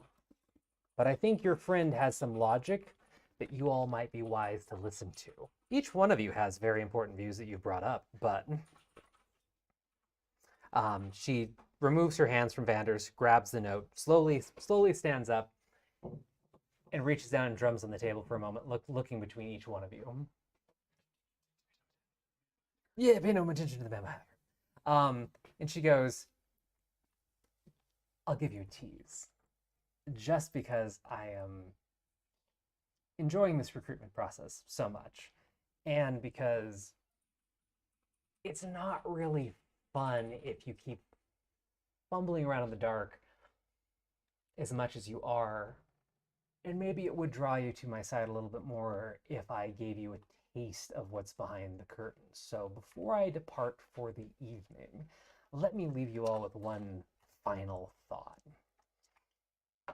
One truth that you know about our world is that the only reason that any of us have access to the wonderful wellspring of magic is that the Xiphoid crashed here, right? Yes. This is something we know to be true. where are you going with this? It's all a lie. And the whole world at one point, about 10,000 or more years ago, conspired against the populace to remove magic from it very willingly. We had magic. Akora has always had magic and gods. But there became a crisis, and the governments at the time decided the best thing to do was hurry up and hide instead of trying to find a way to deal with it. And they cut the entire planet off from magic until the Xiphoid came. And there's a reason that thing came, too. So how did this happen? Cass is gonna get up and leave. These are some big, I'll just say claims, because I don't know how to corroborate that. Look into the island of Uni. Look into what Edwin did with the ley lines. You'll start finding pieces to prove my point. Look Okay. for black powder, and you'll find out really quickly a piece of what's going on. But why do you think I'd lie to you at this point about something like that? Maybe poke around the university, ask some professors, though you might get in trouble for knowing such forbidden things. I mean, I don't believe that you're lying. I believe that you believe what you're saying. Oh, this is a scientific fact, Vander. This isn't... I'm not doubting it. I just you have to it's a big. I know. I know. If you're leaving, don't be a stranger, I guess. I don't think I will. You're all a very entertaining group of individuals. And I can't wait to see what you suss out, especially here. You should look more into your gods, too, Sonny. I think you should leave. I was already on my way out, but enjoy the bits of tidbits that I have given you, and have a good evening. I hope Sick makes it back soon. And she turns to leave and like runs a hand through your hair, Vander, and then like walks off. Just like ruffles your hair as she walks away. Very playfully, very in the way that she did it, like Sick would have done it. And she walks away. Drinks his tea. Doesn't even go for a shot, just bottle. Take the bowl. And Cass walked away, and on that point, I'm so sorry to the amazing tech crew that you're swapping batteries out. We were in a big conversation. I didn't want to cut exactly at 10. But we're going to go ahead and wrap up. We're going to hang at that point if everybody's comfortable with that. I don't want to leave anything major unsaid because lots of emotions and role play and stuff. So Cass walked off. Vander's still at the table. Sonny just started glugging the bottle of tiefling whiskey. Not like a full like glug, just like I'm gonna take a pull Yep, straight from it. just a pull straight from it. Aleel, anything you're doing right now? I mean, I'm just kind of sitting there with my glass of whiskey and making sure she's far away before I start talking anymore. Okay. It's been a day for Aleel. And actually, I hate to do it, but there's one more little tiny thing we got to do before we cut. You have to make a stealth check to do that if you want to do it. Oh. Oh. Fine. 10? Yeah. Please make perception checks, players. Okay. Except Cat. Yeah, 20. Good news. I don't see shit. Good, Aleel. You don't need to see shit. You don't need more pain. Yeah, I don't 21. need more. 21. 17. 17? 7. So, right at that last exchange, like when she stood up and dropped the bombshell on you that she was hoping would land, you all noticed that Cass wrote something on a bit of paper and just slipped it into Era's stack and made sure Era got the small note that she passed before she walked off. The two of you noticed. Yeah, the two. Yeah, so something to stew on and think about. But Cass slipped her a piece of paper before she walked away. I mean, It said, "I will join." No, but she slipped a I piece of paper. pledge allegiance. I pledge allegiance to the Fae, Anytime. to the destroyer of the Fae. It was before the whole the Zyphoid came for a reason thing, but yeah. Yep. Yeah. Yep. All right. So I think on that note, as people are sitting around the table and processing a lot of stuff, we're going to call it a night for tonight. So thank you for hanging out with us a little bit longer than normal. Thank you to the players. Thank you to our tech crew. Sorry, the camera's batteries are usually timed so that we get through to 10, and I just did not want to cut it there, so we went a little bit over. But thank you all for hanging out with us tonight. Thank you guys for all the different raids we had tonight, for the hydrates. We had a lot of cool stuff going on in the community that I've just heard about, finally checking my messages, and we appreciate it. Thank you to our regular viewers, Jim Toon, everybody else out there, and we hope you had a good time, just like I hope the players had a good time.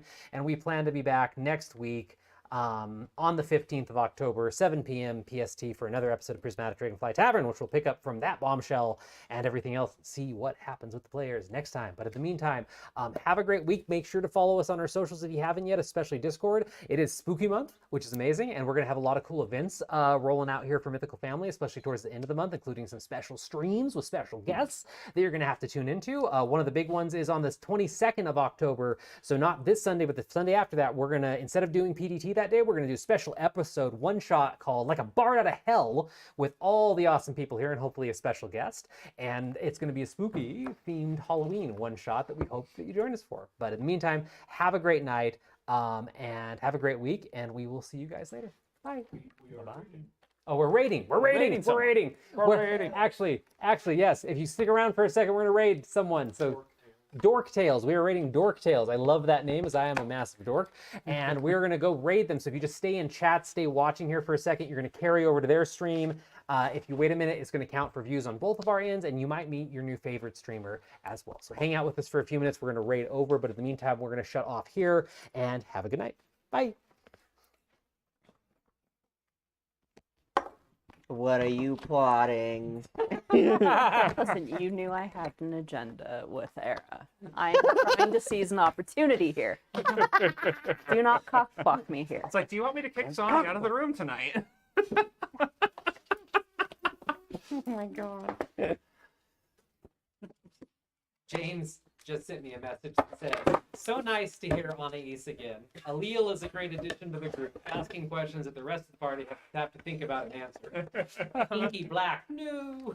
I feel like they might have left the Drowners area without fully exploring, but I'm not sure. And then best session I've watched so far. Nice. Bet we have fan mail for you guys. Hooray! How do you guys feel? Hopefully all the villain monologuing and the things being dropped, none of it is meant to make you feel that as players. So. No, a lot of it no, was very that's much Yeah, like, okay, no, the threads are finally lining up here. Okay, Yeah. good. So everybody's good with Yeah, each yeah. other? Everything good? Good. You good? Oh yeah, I mean, I'm totally Hey, good. Dixie. Sonny's like, what the fuck are you two thinking? But I mean, That'd be nice. yeah, it's meant to be divisive. There's a lot of information being thrown at you. There's a lot of opinions on things, Mhm. and